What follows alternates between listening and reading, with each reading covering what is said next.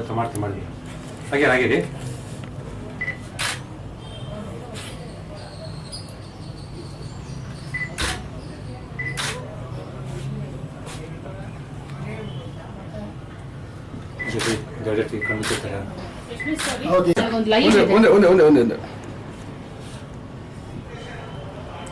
ಚಂದ್ರ ಇಂದವ ನಾನು ಮೀಟಿಂಗ್ ಇಲ್ಲಿ ಅಂತ ಫೋನ್ ಮಾಡಿಲ್ಲ, ಡಿಸ್ಟರ್ಬ್ ಆಗುತ್ತೆ ಅಂತ ಇಲ್ಲಿ ಮಾಡ್ತಾ ಇದ್ದೆ. ನಂಗೆ ಗೊತ್ತಿಲ್ಲ ಯಶೋಧ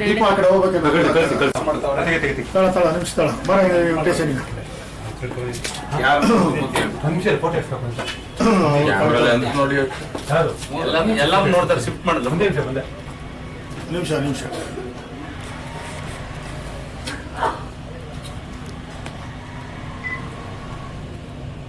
ಈಗ ಒಂಚೂರು ಹಿಂದೆ ಬನ್ನಿ, ಅವ್ರು ಕಾಣ್ತಾ ಇಲ್ಲ, ಇನ್ನೊಂದು ಚೂರು ಈ ಕಡೆ ಬನ್ನಿ. ಆ ಥರ ಅಷ್ಟೇ. ಓಕೆ ಸರಿ. ಅಲ್ಲಿರೋರೆಲ್ಲ ಬೇಜಾರು ಮಾಡ್ಕೋದಲ್ಲ. ಇಲ್ಲಿ ತೆಗಿಯೋಣ ಸ್ಟೇಜ್ ಅಲ್ಲೂ ತೆಗಿಯೋಣ, ಇಲ್ಲೂ ತೆಗಿಯೋಣ. ಇಲ್ಲಿ ಅದಕ್ಕೆ ಇದ್ರೆ ಒಳ್ಳೇದು. ಏನಾಗುತ್ತೆ ಒಳ್ಳೆ ರಿಚ್ ಆಗಿದೆ ಇಲ್ಲಿ, ಗೊತ್ತಾಗಿ ಅದಕ್ಕೆ ಹೇಳ್ತಾರೆ. ಓಕೆ ಹಾಗೆ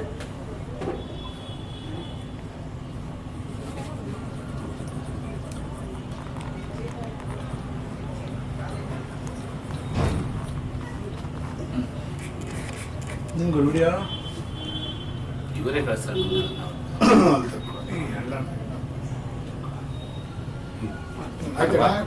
ಅಷ್ಟೇನಾ? ಅಲ್ಲಿ ತಗೊಳ್ಳಿ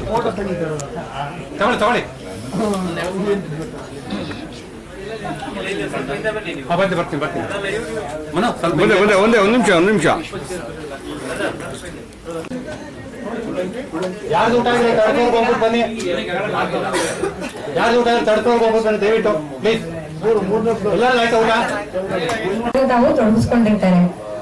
ಆದ್ರೆ ತಮ್ಮದೇ ಆದ ಒಂದು ತೋಟ ಮಾಡ್ಬೇಕು ಅನ್ನೋ ಮಹದಾಸೆಯನ್ನ ಇಟ್ಕೊಂಡು ತೆಂಗು ಅಡಿಕೆ ಎಲ್ಲ ಬೆಳಿಬೇಕು ಅನ್ನೋ ಆಸೆಯೊಂದಿಗೆ ಏನೋ ಲೈಫ್ ನ ನಡೆಸ್ಕೊಂಡು ಹೋಗ್ತಾ ಇರ್ತಾರೆ. ಹಾಗಿರ್ಬೇಕಾದ್ರೆ ಅವ್ರ ಜೀವನದಲ್ಲಿ ನಡೆಯುವಂತ ಒಂದು ದುರ್ಘಟನೆ ಅಂತಾನೆ ಹೇಳ್ಬೋದು. ಅವ್ರ ಮಗ ಫಾರಿನ್ ಹೋದಾಗ ದುಬೈ ಏನೋ ಕೆಲ್ಸದ ಮೇಲೆ ಹೋದಾಗ ಅಲ್ಲಿ ತೀರ್ಕೊಳ್ತಾನೆ. ಅಲ್ಲಿಂದ ಅವರ ಶರೀರವನ್ನ ನಮ್ಮ ದೇಶಕ್ಕೆ ವಾಪಸ್ ತಗೊಂಡ್ ಬರೋ ಆ ಸರ್ಕಸ್ ಇದೆಯಲ್ಲ, ಅದು ಹೇಗಾಗುತ್ತೆ, ಆ ನಡುವೆ ಇವರು ಏನೇನ್ ಚಾಲೆಂಜಸ್ ಗಳನ್ನ ಫೇಸ್ ಮಾಡ್ಬೇಕಾಗತ್ತೆ, ಯಾರ್ಯಾರು ಸಪೋರ್ಟ್ ಮಾಡ್ತಾರೆ, ಯಾರ್ಯಾರು ಸಪೋರ್ಟ್ ಮಾಡಲ್ಲ, ಒಂದು ಬಡವನ್ ಜೀವನ ಹೇಗೆ ಎಂಡ್ ಆಗುತ್ತೆ ಇದ್ರಲ್ಲಿ ಅನ್ನೋದೇ ಈ ಕಥೆಯ ಸಾರಾಂಶ. ಇಂಥ ಒಂದು ಮನ ಮುಟ್ಟುವ ಹಾಗೆ ತುಂಬಾ ಸೆಂಟಿಮೆಂಟಲ್ ಸ್ಟೋರಿ ಅಂತ ಹೇಳ್ಬೋದು.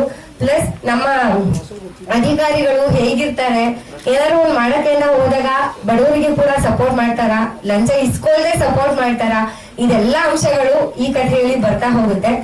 ಸ್ವಸ್ತಿಕ್ ಎಂಟರ್ಟೈನ್ಮೆಂಟ್ ಬ್ಯಾನರ್ ಅಡಿಯಲ್ಲಿ ಪ್ರಕಾಶ್ ಕಾರ್ಯಪ್ಪ ಅವರು ನಿರ್ಮಾಣದ ಹಾಗೆ ಯಶೋಧ ಕೊಟ್ಟುಕತ್ತಿರ ಮೇಡಮ್ ನಿರ್ದೇಶನದಲ್ಲಿ PVR ಸ್ವಾಮಿ ಸರ್ ಛಾಯಾಗ್ರಹಣ ಹಾಗೆ ನಾಗೇಶ್ ಅವರ ಕಥೆ ಸಂಕಲನ.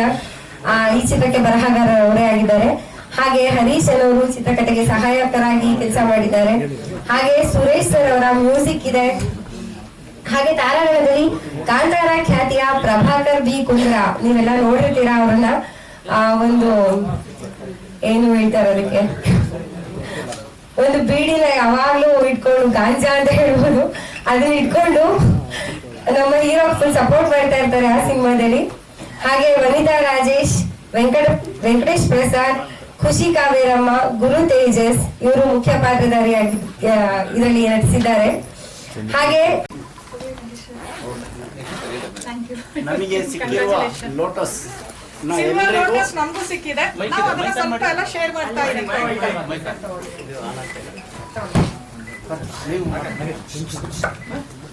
ಎಲ್ಲರಿಗೂ ನಮಸ್ತೆ. ಆಕ್ಚುಲಿ ನ್ಯಾಷನಲ್ ಅವಾರ್ಡ್ ನಮಗ್ ಬಂದಿದೆ, ಸಿಲ್ವರ್ ಲೋಟಸ್ ಬಂದಿದೆ.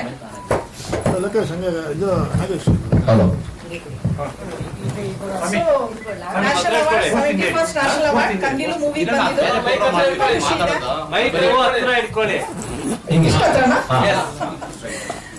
ಓಕೆ, ಎಲ್ಲರಿಗೂ ನಮಸ್ಕಾರ. ಇಲ್ಲಿ ಬಂದಿರೋ ಎಲ್ಲರಿಗೂ, ಆರ್ಟಿಸ್ಟು, ಪ್ರೆಸ್ ಅವರು ಎಲ್ಲರಿಗೂ ಕೂಡ 71st ನ್ಯಾಷನಲ್ ಅವಾರ್ಡ್ ನಮ್ಗೆ ಅನೌನ್ಸ್ ಆದಾಗ ನಿಜವಾಗ್ಲೂ ಒಂದ್ಸಲ ಹೌದಾ ಅಲ್ವಾ ಅನ್ನೋ ತರ ಇತ್ತು ನಮ್ಗೆ. ಯಾಕಂದ್ರೆ ಅನ್ಕೊಂಡಿರ್ಲಿಲ್ಲ ನ್ಯಾಷನಲ್ ಅವಾರ್ಡ್ ಬರುತ್ತೆ ಅಂತ ಕೂಡ. ತುಂಬಾ ತುಂಬಾ ಖುಷಿ ಆಯ್ತು. ಇವಾಗ ಅದೇ ನ್ಯಾಷನಲ್ ಅವಾರ್ಡ್ ನ ನಾವು ಬಂದಿರೋದ್ರನ್ನ ಸ್ವಲ್ಪ ನಮ್ಮ ಟೀಮ್ ಜೊತೆ ನಾವು ಶೇರ್ ಮಾಡ್ಕೊಂತಾ ಇದೀವಿ. ಬಿಕಾಸ್ ನಾನು always believe in team work. ಒಂದು ಮೂವಿ ಆಗ್ಲಿ ಏನೇ ಕೆಲಸ ಆಗ್ಲಿ ಪ್ರತಿಯೊಬ್ಬರು ಸೇರಿದಾಗ್ಲೇ ಅದು ಪರ್ಫೆಕ್ಟ್ ಆಗಿ ಬರೋದು. ನಮ್ಮ ಟೀಮ್ ಅಲ್ಲಂತೂ ಎಲ್ಲರೂ ಅವರು 100% ಕೊಟ್ಟಿದ್ದಾರೆ. ಅದು ಸ್ಟಾರ್ಟಿಂಗ್ ಇಂದ ನಾವು ಸ್ಟೋರಿ ರೆಡಿ ಮಾಡುವಾಗಿಂದ ಹಿಡಿದು ಪೋಸ್ಟ್ ಪ್ರೊಡಕ್ಷನ್ ಆಗಿ ಎಂಡ್ ಆಗಿ ತನಕ ಅದು ಇದಾಗೋ ತನಕ ಎಲ್ಲರೂ ಜೊತೆಗೆ ನಿಂತಿದ್ದಾರೆ. ಅದ್ ಯಾವಾಗ್ಲೂ ನೆನೆಸ್ಕೊಂತೀನಿ. ನಾವು ತಗೊಳ್ತಿದ್ವಿ ಅಲ್ಲಿ ಹೋಗಿ ನಾವಿಬ್ರು ತಗೊಂಡಿರ್ಬೋದು, ಬಟ್ ಎಲ್ಲರಿಗೂ ಸೇರಿದ್ದು ಎಲ್ಲ ತುಂಬಾ ನೆನೆಸ್ಕೊಂಡ್ವಿ ಅಲ್ಲಿ. ಸೊ ಅದಕ್ಕೋಸ್ಕರ ನಮ್ ಕಡೆಯಿಂದ ಒಂದು ಸ್ಮಾಲ್ ಗಿಫ್ಟ್ ಅಂತ ಅನ್ಕೊಬಹುದು ಅವರಿಗೆ. ಅದನ್ನ ನಾವು ಕೊಡೋದಕ್ಕೆ ಇವಾಗ ಇಷ್ಟಪಡ್ತಾ ಇದೀವಿ. Thank you ma'am. ಹಾಗೆ ಈಗ ಮುಂದೆ ಈ ಚಿತ್ರದ ಸಂಗೀತ ಸಂಯೋಜಕರಾಗಿರುವಂತಹ ಸುರೇಶ್ ಸರ್ನ ವೇದಿಕೆ ಮೇಲೆ ಆಹ್ವಾನಿಸ್ತಾ ಇದ್ದೀನಿ ಸರ್, ಪ್ಲೀಸ್. ಮರೆಯಾಗಿದ್ರು ಅವರನ್ನ ಆಹ್ವಾನಿಸ್ತಾ ಇದ್ದೀನಿ. ಇವರು ಚಿತ್ರಕಥೆಗೆ ಸಹಾಯಕಾರರಾಗಿ ಕೆಲಸ ಮಾಡಿದ್ದಾರೆ ಸರ್. ದಯವಿಟ್ಟು ಸ್ಟೇಜ್ ಮೇಲೆ ಬನ್ನಿ.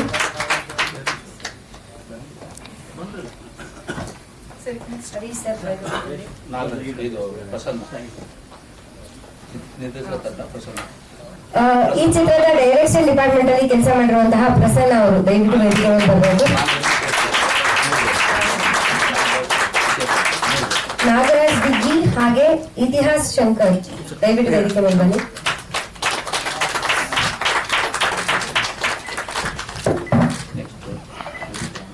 ಒಂದು ನಿಮಿಷ.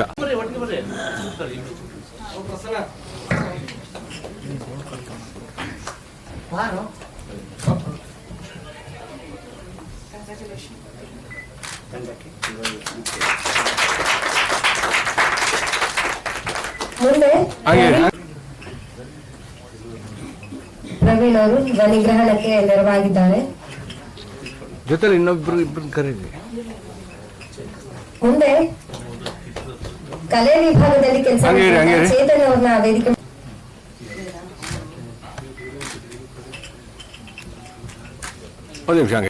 ಸಂಪರ್ಕಾಧಿಕಾರಿಯಾಗಿ ಕೆಲಸ ಮಾಡಿರುವಂತಹ ಚಂದ್ರಶೇಖರ್ ಸರ್ನ ವೇದಿಕೆ ಮೇಲೆ ಆಹ್ವಾನಿಸ್ತಾ ಇದ್ದೀನಿ.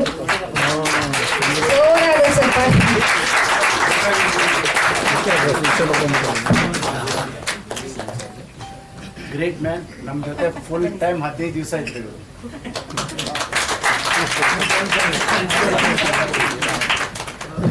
ಬ್ಯಾಗ್ ಎಲ್ಲ ಬರುತ್ತೆ. ವೇದಿಕೆ ಮೇಲೆ ಆಹ್ವಾನಿಸ್ತಾ ಇದ್ದೀನಿ. ದೇವ್ ಅವರು ದಯವಿಟ್ಟು ವೇದಿಕೆ ಮೇಲೆ ಬರಬೇಕು.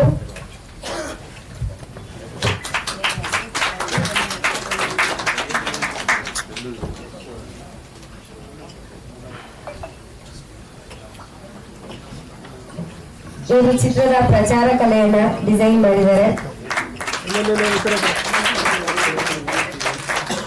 ಮೂರ್ತಿ ಸರ್ ದಯವಿಟ್ಟು ವೇದಿಕೆ ಮೇಲೆ ಬರಬೇಕು.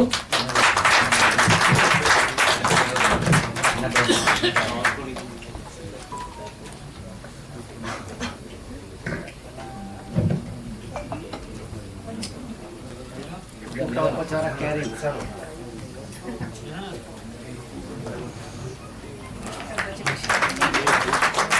ಮುಂದೆ ವನಿತಾ ರಾಜೇಶ್ ಮ್ಯಾಮ್.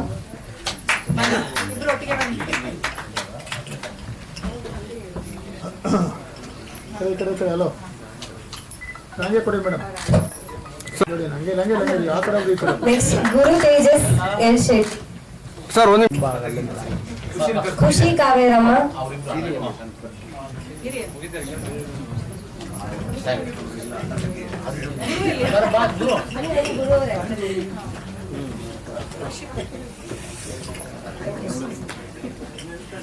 ಬಾಮ್ಮ, ನೀನು ಬಾಮ್ಮ.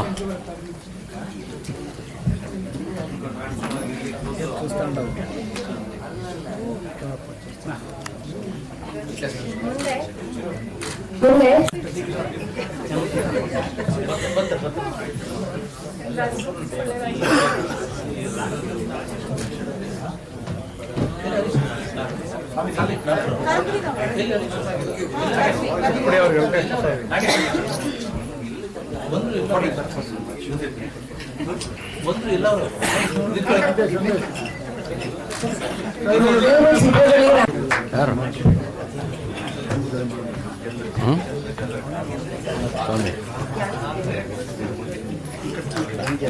ಕ್ಷಮೆಯಲ್ಲಿ ಚಂದ್ರಕಾಂತ್ ಕೊಡ್ಪಾಡಿ ಇವರು ಗೌರವ ದಯವಿಟ್ಟು ವೇದಿಕೆ ಮೇಲೆ ಬರಬೇಕು.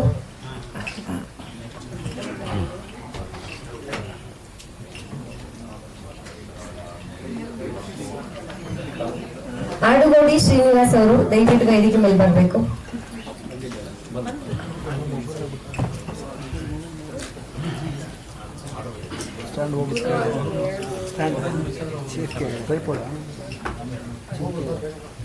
ಬಿದ್ದಿದೆ ನೋಡಲ್ಲಿ ಅವನು ವೆಂಕಟೇಶ್ ಹತ್ರ ಅಲ್ಲಿ.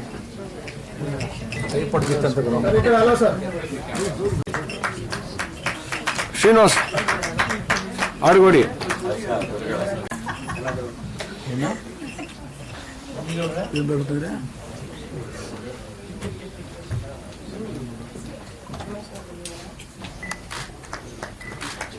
ಇಲ್ಲಿ ನೋಡಿ ಸ್ವಲ್ಪ ಒಂದು ನಿಮಿಷ ಇಲ್ಲಿ ನೋಡಿ. ಹರೀಶ್ ಅವರು ಆಡಿಟೋರಿಯಂ ಅಲ್ಲಿ ಇದೆ. ಓಕೆ ಇಲ್ಲ, ಕೂತ್ಬಿಡೋರು ಪಿ ಆರ್ ಅವರು ಸ್ವಲ್ಪ ಮಾಡಿ 4 ಜನ ಕರೆಸಿ ಬ್ಯಾಗ್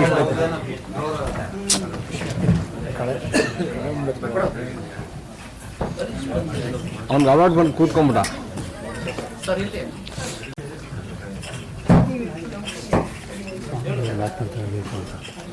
ಸ್ವಾಮಿ ಅವ್ರು ಬರ್ಲಿ. ಡೋಲು ಬಾ. ಈ ಚಿತ್ರದ ಛಾಯಾಗ್ರಾಹಕರು ವೇದಿಕೆಯ ಮಧ್ಯಭಾಗಕ್ಕೆ ಬರಬೇಕು ಕೇಳ್ಕೊಳ್ತೀನಿ. ಸ್ವಾಮಿ ಅವರು ಒಂಥರ ಉಸ್ತುವಾರಿ ಸಚಿವರಾಗ್ತಿದ್ದಾರೆ ಸಿನಿಮಾ ತಂಡಕ್ಕೆ. ಸೊ ಎಲ್ಲ ಉಸ್ತುವಾರಿ ಆಗಬೇಕು.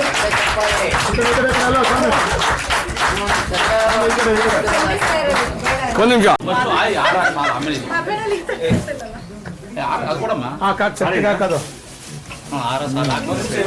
ಕೊಟ್ಬಿಡಿ ಅವ್ರಿಗೆ, ಅವ್ರವ್ರು ಕೊಟ್ಬಿಡಿ. ಒಬ್ಬೊಬ್ರು ಹಾಕೋತಾರೆ. ಯಾಕೋ ಅಡ್ಡಾಗಿ ಓಡಾಡ್ತಿದ್ದೀರಾ? ರನ್ನಿಂಗ್ ಇದೆ ಇಲ್ಲಿ ಸರ್. ಹಾಕೊಡಿ ಸರ್, ನಾಚ್ಕೊಬಿಡಿ, ಹಾಕಿ.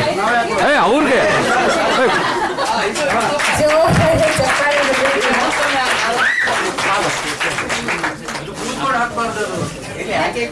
ನಮ್ಮಲ್ಲಿ ಕೂತೆ ಮದ್ವೆ ಮದುವೆ ಮಾಡಿದ್ದಲ್ಲ. ನಮ್ಮಲ್ಲೆಲ್ಲ ನಿಂತ್ಕೊಂಡು ಬರ್ತೀವಿ.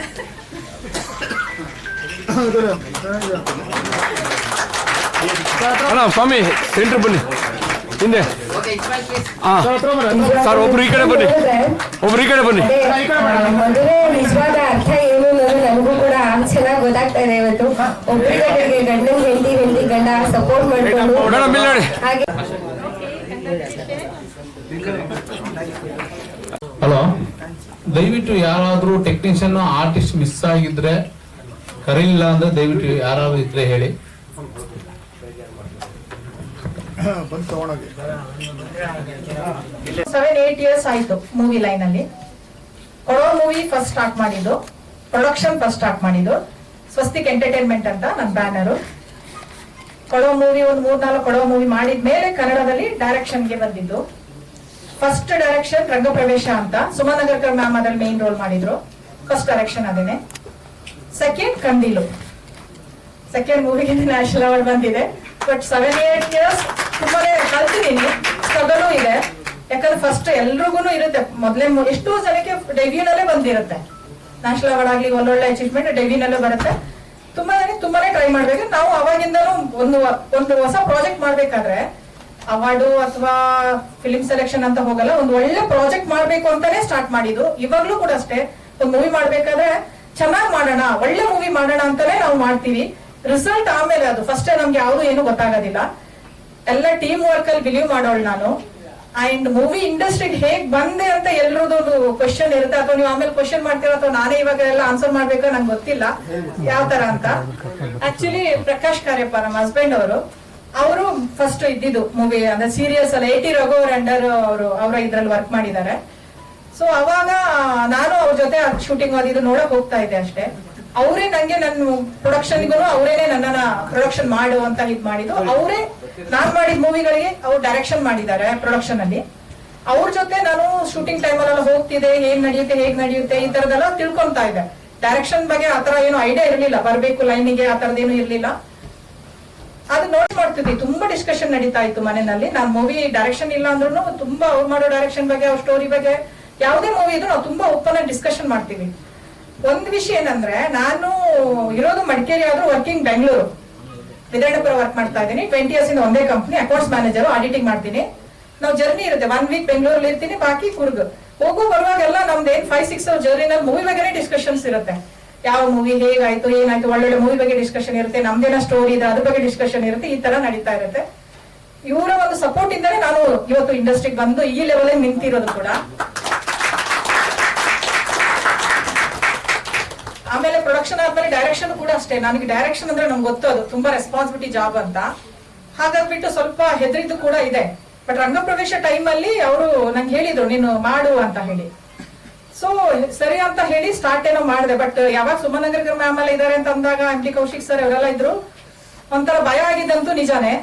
ಬಟ್ ಅಲ್ಲಿ ಹೋದ್ಮೇಲೆ ಸುಮನ್ ಮ್ಯಾಮ್ ನಂಗೆ ಹೇಳ್ತಾ ಇದ್ರು, ನಿಂಗೆ ಹೆಂಗ್ ಬೇಕು ಏನ್ ಬೇಕು ನಂಗೆ ಓಪನ್ ಆಗಿ ಹೇಳು, ನಿನ್ ಏನೇ ಅನ್ಸಿದ್ರು ಹೇಳು, ಏನ್ ಅನ್ಕೊಂಬೇಡ, ನಾವು ಸೀನಿಯರ್ ಆರ್ಟಿಸ್ಟ್ ಅಥವಾ ಅದಿದು ಏನು ಅನ್ಕೊಂಬೇಡ, ನಿಂಗೆ ಏನಿದ್ರು ಓಪನ್ ಆಗಿ ಹೇಳು ಅಂತ. ಅವಾಗ ನಂಗೆ ಸ್ವಲ್ಪ ಕಂಫರ್ಟೇಬಲ್ ಫೀಲ್ ಆಯ್ತು. ಅವ್ರು ನಾನು ಏನೇ ಹೇಳಿದ್ರು ಕೂಡ ಅದನ್ನ ಇವನ್ ನಿನ್ಗೆ 5 ಸಲ 4 ಸಲ ಸರಿ ಹೋಗಿಲ್ಲ ಅಂದ್ರೆ ಮತ್ತೆ ಹೇಳು ಅಂತಾನೆ, ನಾವು ಮಾಡ್ತೀವಿ ಅಂತಾನೆ ಹೇಳೋರು.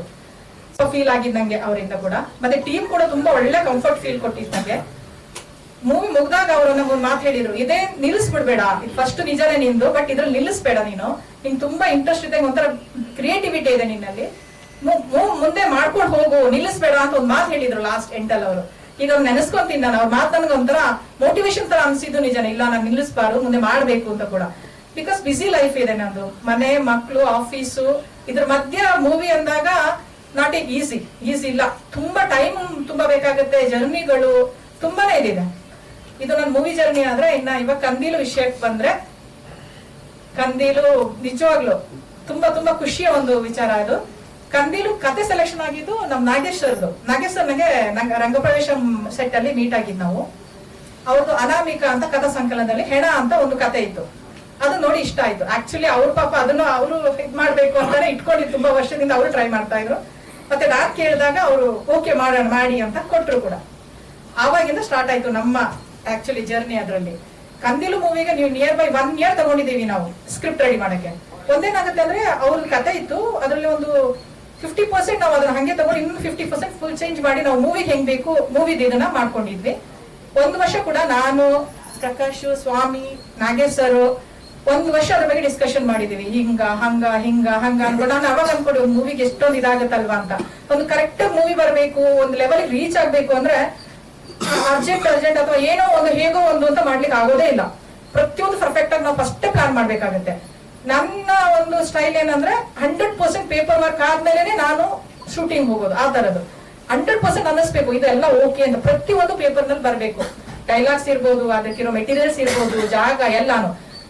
ನನಗೆ ಆ ವಿಷಯದಲ್ಲಿ ನನಗೆ ತುಂಬಾ ಏನಂದ್ರೆ ನಾಗೇಶ್ ಸರ್, ಸ್ವಾಮಿ ಸರ್, ಅದು ಜಾಗ ಹುಡುಕೋದು, ಯಾವ ಜಾಗದಲ್ಲಿ ಶೂಟ್ ಆಗ್ಬೇಕು ಅನ್ನೋದಿರ್ಲಿ, ಆರ್ಟಿಸ್ಟ್ ವಿಷಯದಲ್ಲಿ ಇರ್ಲಿ, ಎಲ್ಲದ್ರಲ್ಲಿ ತುಂಬಾ ಕೋಪರೇಟ್ ಮಾಡಿ. ನನ್ನ ಟೀಮ್ ನಾನು ನಿಜವಾಗ್ಲೂ ಹೇಳ್ತೀನಿ, ಇವತ್ತಿಲ್ಲಿ ಬಂದು ನ್ಯಾಷನಲ್ ಅವಾರ್ಡ್ ತಗೊಂಡು ನಿಮ್ ಮುಂದೆ ಇವತ್ತೆಲ್ಲ ಹಿಂಗ್ ಪ್ರೆಸ್ ಮೀಟ್ ಕರೆದು ಕೂದಿದ್ದೀನಿ ಅಂದ್ರೆ ಪೂರ್ತಿ ಟೀಮ್ ವರ್ಕ್ ಇದೆ ಇದರಲ್ಲಿ. ಎಲ್ಲ ಟೀಮ್ ಪೂರ್ತಿ ಟೀಮ್ ನಾನು ಥ್ಯಾಂಕ್ ಯು ಹೇಳ್ತೀನಿ. ಊರು ಕೂಡ ಸ್ವಾಮಿ ಅವ್ರದ್ದು ಊರಲ್ಲಿ ನಾವು ಶೂಟ್ ಮಾಡಿದ್ವಿ. ಅಲ್ಲೂ ಕೂಡ ಊರಿನವ್ರು ಕೂಡ ನಾನು ನಿಜವಾಗ್ಲೂ ಹೋಗ್ರದೊಡ್ಡಿ ಊರಿನವರಿಗೆ ಪಟ್ಟಣಗಮ್ಮ ಟೆಂಪಲ್ ಇಲ್ಲಿಂದಲೇ ಅವ್ರಿಗೆ ಧನ್ಯವಾದ ಹೇಳ್ತೀನಿ. ಒಂದಿಷ್ಟು ಪ್ರಾಬ್ಲಮ್ ಆಗ್ತದೆ ನಮ್ಗೆಲ್ಲ ಮುಗಿಸ್ಕೊಟ್ಟಿದ್ದಾರೆ. ಎಲ್ಲದ್ರಲ್ಲೂ ಪಾಸಿಟಿವ್ ಆಗಿ ಬಂತು ಕಂದೀಲು ನಂಗೆ. ಸೊ ಅದು ಎಲ್ಲ ಆಗಿ ಇವಾಗ ಈ ಲೆವೆಲ್ಗೆ ಬಂದು ಇಲ್ಲಿ ನಿಂತಿದೀವಿ. ಇನ್ನ ನ್ಯಾಷನಲ್ ಅವಾರ್ಡ್ ಬಂದ ಖುಷಿ ಆಗಿದ್ ನಿಜ, ತುಂಬಾನೇ ಖುಷಿ ಆಗಿತ್ತು. ಆಮೇಲೆ ಅಲ್ಲಿ ಹೋದಾಗ ಅಲ್ಲಿದೊಂದು ಎಕ್ಸ್ಪೀರಿಯನ್ಸೇ ಬೇರೆ.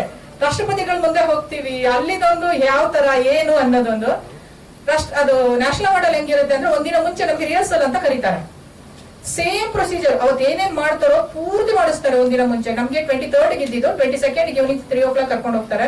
ಎಲ್ಲ ಅರೇಂಜ್ಮೆಂಟ್ಸ್ ಅವ್ರದೇ ಇರುತ್ತೆ. ನ್ಯಾಷನಲ್ ಅವಾರ್ಡ್ ಬಂದಾಗ ಪೂರ್ತಿ ಅವ್ರದ್ದು, ಎಲ್ಲರೂ ಗೊತ್ತಿರ್ಬೋದು. ಒಂದು ಫ್ಲೈಟ್ ಇಂದ ಹಿಡಿದು, ಹೋಟೆಲ್ ರೂಮ್ ಇಂದ ಹಿಡಿದು, ವೆಹಿಕಲ್ ಇಂದ ಹಿಡಿದು ಎಲ್ಲ ಅವ್ರದೇ ಇರುತ್ತೆ.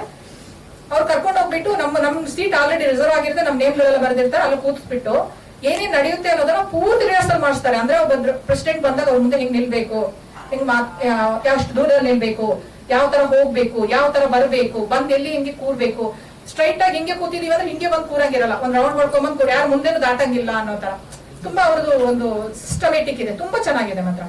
ಅದು ಫಸ್ಟ್ ಒಂದಿನ ರಿಹರ್ಸಲ್ ಎಲ್ಲ ನಮಗೆ ಮಾಡಿಸ್ತಾರೆ ಅಲ್ಲಿ. ಆಮೇಲೆ ಸೇಮ್ ಟೈಮ್ ರಿಹರ್ಸಲ್ 3-4 hours ಮಾಡ್ತಾರೆ. ಸುಮ್ಮನೆ ರಿಹರ್ಸಲ್ ಅಂದ್ಬಿಟ್ಟು ಒಬ್ಬರನ್ನ ಕರೆದು ಹೇಳಲ್ಲ. ಪ್ರತಿಯೊಬ್ಬರು ನಮ್ಮನ್ನು ಕೂಡ ಇವ್ರನ್ನು ಕೂಡ ಎಲ್ಲರೂ ಅಲ್ಲಿದ್ದ 40 ಜನ ಏನ್ ಅವಾರ್ಡಿಸ್ ಇದ್ರು ಪ್ರತಿಯೊಬ್ರು ಬರಲೇಬೇಕು. ರೌಂಡ್ ಬಂದು ಅದೇನಿದೆ ಪ್ರೊಸೀಜರ್, ದ್ರೌಪದಿ ಮುರ್ಮು ಬಂದು ಬೇರೆಯವ್ರು ನಿಂತಿರ್ತಾರೆ, ಅವ್ರನ್ನ ಇಸ್ಕೊಬೇಕು, ಮತ್ತೆ ಎಲ್ಲ ಇದ್ ಮಾಡ್ಬೇಕು, ಮತ್ತೆ ರೌಂಡ್ ಈ ತರ ನೀಟಾಗಿ ಎಲ್ಲ ಅರೇಂಜ್ ಮಾಡಿದ್ರು. ಹೊಸ ಎಕ್ಸ್ಪೀರಿಯನ್ಸ್, ತುಂಬಾ ಖುಷಿ ಆಯ್ತು. ಅಲ್ಲಿ ತನಕ ತಲುಪಿದಿಲ್ವ ಅನ್ನೋ ಖುಷಿ ತುಂಬಾನೇ ಇದೆ. ಅಂದ್ರೆ ಎಕ್ಸೈಟ್ಮೆಂಟ್ ಎಲ್ಲ ನ್ಯಾಷನಲ್ ಅವಾರ್ಡ್ ತಗೊಂಡಿದ್ ಮೂಮೆಂಟ್ ತುಂಬಾ ಚೆನ್ನಾಗಿತ್ತು. ಅಂಡ್ ಇವಾಗ್ಲೂ ಕೂಡ ಅಷ್ಟೇ, ನನ್ ಟೀಮ್ ಎಲ್ಲ ಬಂದಿದೆ, ಅವ್ರನ್ನೆಲ್ಲ ಜೊತೆ ನಾನು ಈಗ ಶೇರ್ ಮಾಡ್ಕೊಂತ ಇದೀನಲ್ಲ, ಅದು ಇನ್ನೂ ತುಂಬಾ ಖುಷಿ ಇದೆ. Thank you. Thank you ma'am.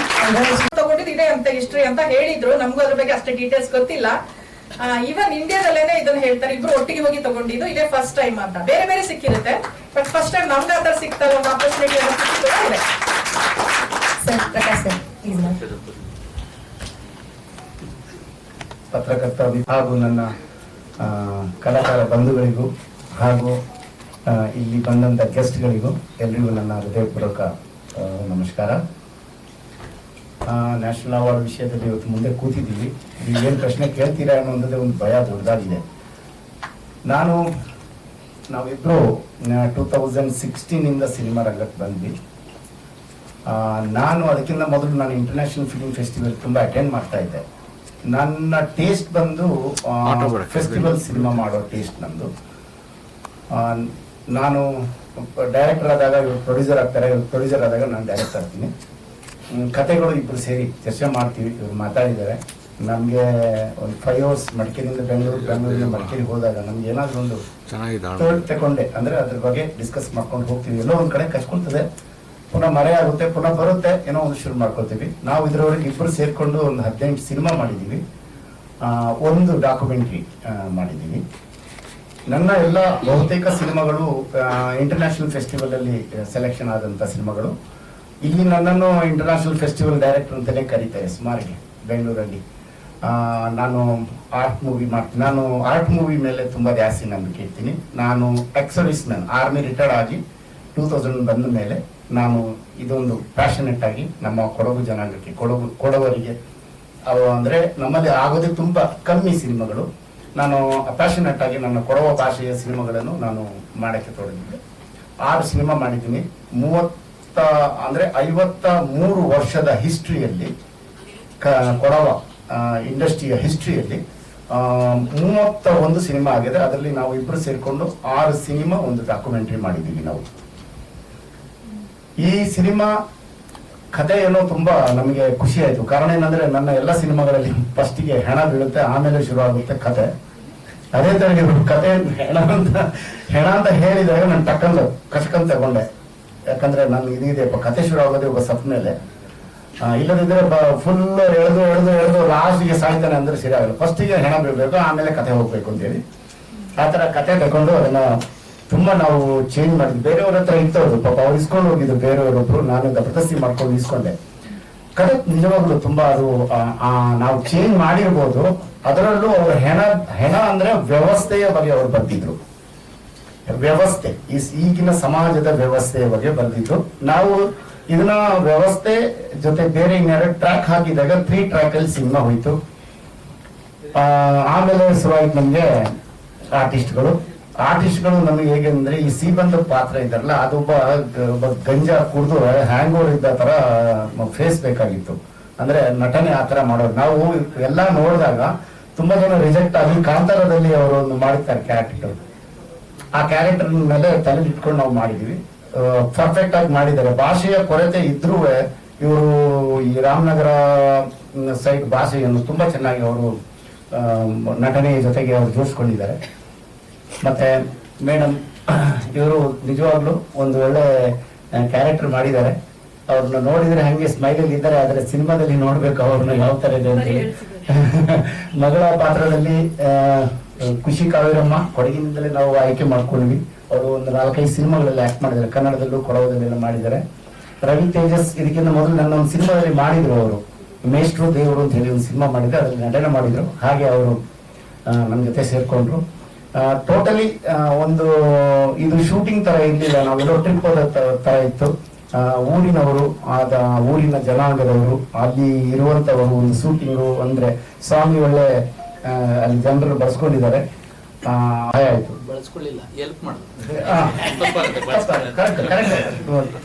ನಮ್ಮ ಕನ್ನಡ ಸ್ವಲ್ಪ ಅಂಜನೆ ಇರುತ್ತೆ, ಸ್ವಲ್ಪ ತಿದ್ದುಪಡಿ ಆಗುತ್ತೆ. ಅಂದ್ರೆ ನಾಗೇಶ್ ಅವರು ನನಗೆ ತುಂಬಾ ಜೀವ ತುಂಬಿದ್ದಾರೆ. ಎಡಿಟಿಂಗ್ ಆಗಲಿ, ಸ್ಕ್ರಿಪ್ಟ್ ಆಗಲಿ, ಕಥೆಗೆ, ಎಲ್ಲದಕ್ಕೂ ಥ್ಯಾಂಕ್ ಯು. ಸಿನಿಮಾದಿಂದ ನಮಗೆ ಇಷ್ಟೇ ನಾನು ಹೇಳಕ್ಕೆ, ನಮ್ಗೆ ಇಷ್ಟೇ ಸಾಧ್ಯ. ಇನ್ನೇನಾದ್ರೂ ಪ್ರಶ್ನೆ ಕೇಳಿದ್ರೆ ನಾವು ಡೆಫಿನೆಟ್ಲಿ ಉತ್ತರ ಮಾಡ್ತೀವಿ. ಇದು ಭೂಗರ ದೊಡ್ಡಿ, ರಾಮನಗರ, ಕನಕಪುರ. ಈಗ ಆರೋಳಿ ತಾಲೂಕು ಕೂಗಾರದಲ್ಲಿ ಈಗ ದಕ್ಷಿಣ ಜಿಲ್ಲೆ ಆಗಿ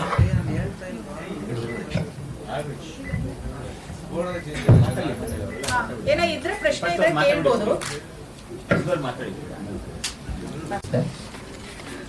ಸಿನಿಮಾ ಇದು ನನ್ನ 2ನೇ ನ್ಯಾಷನಲ್ ಅವಾರ್ಡ್.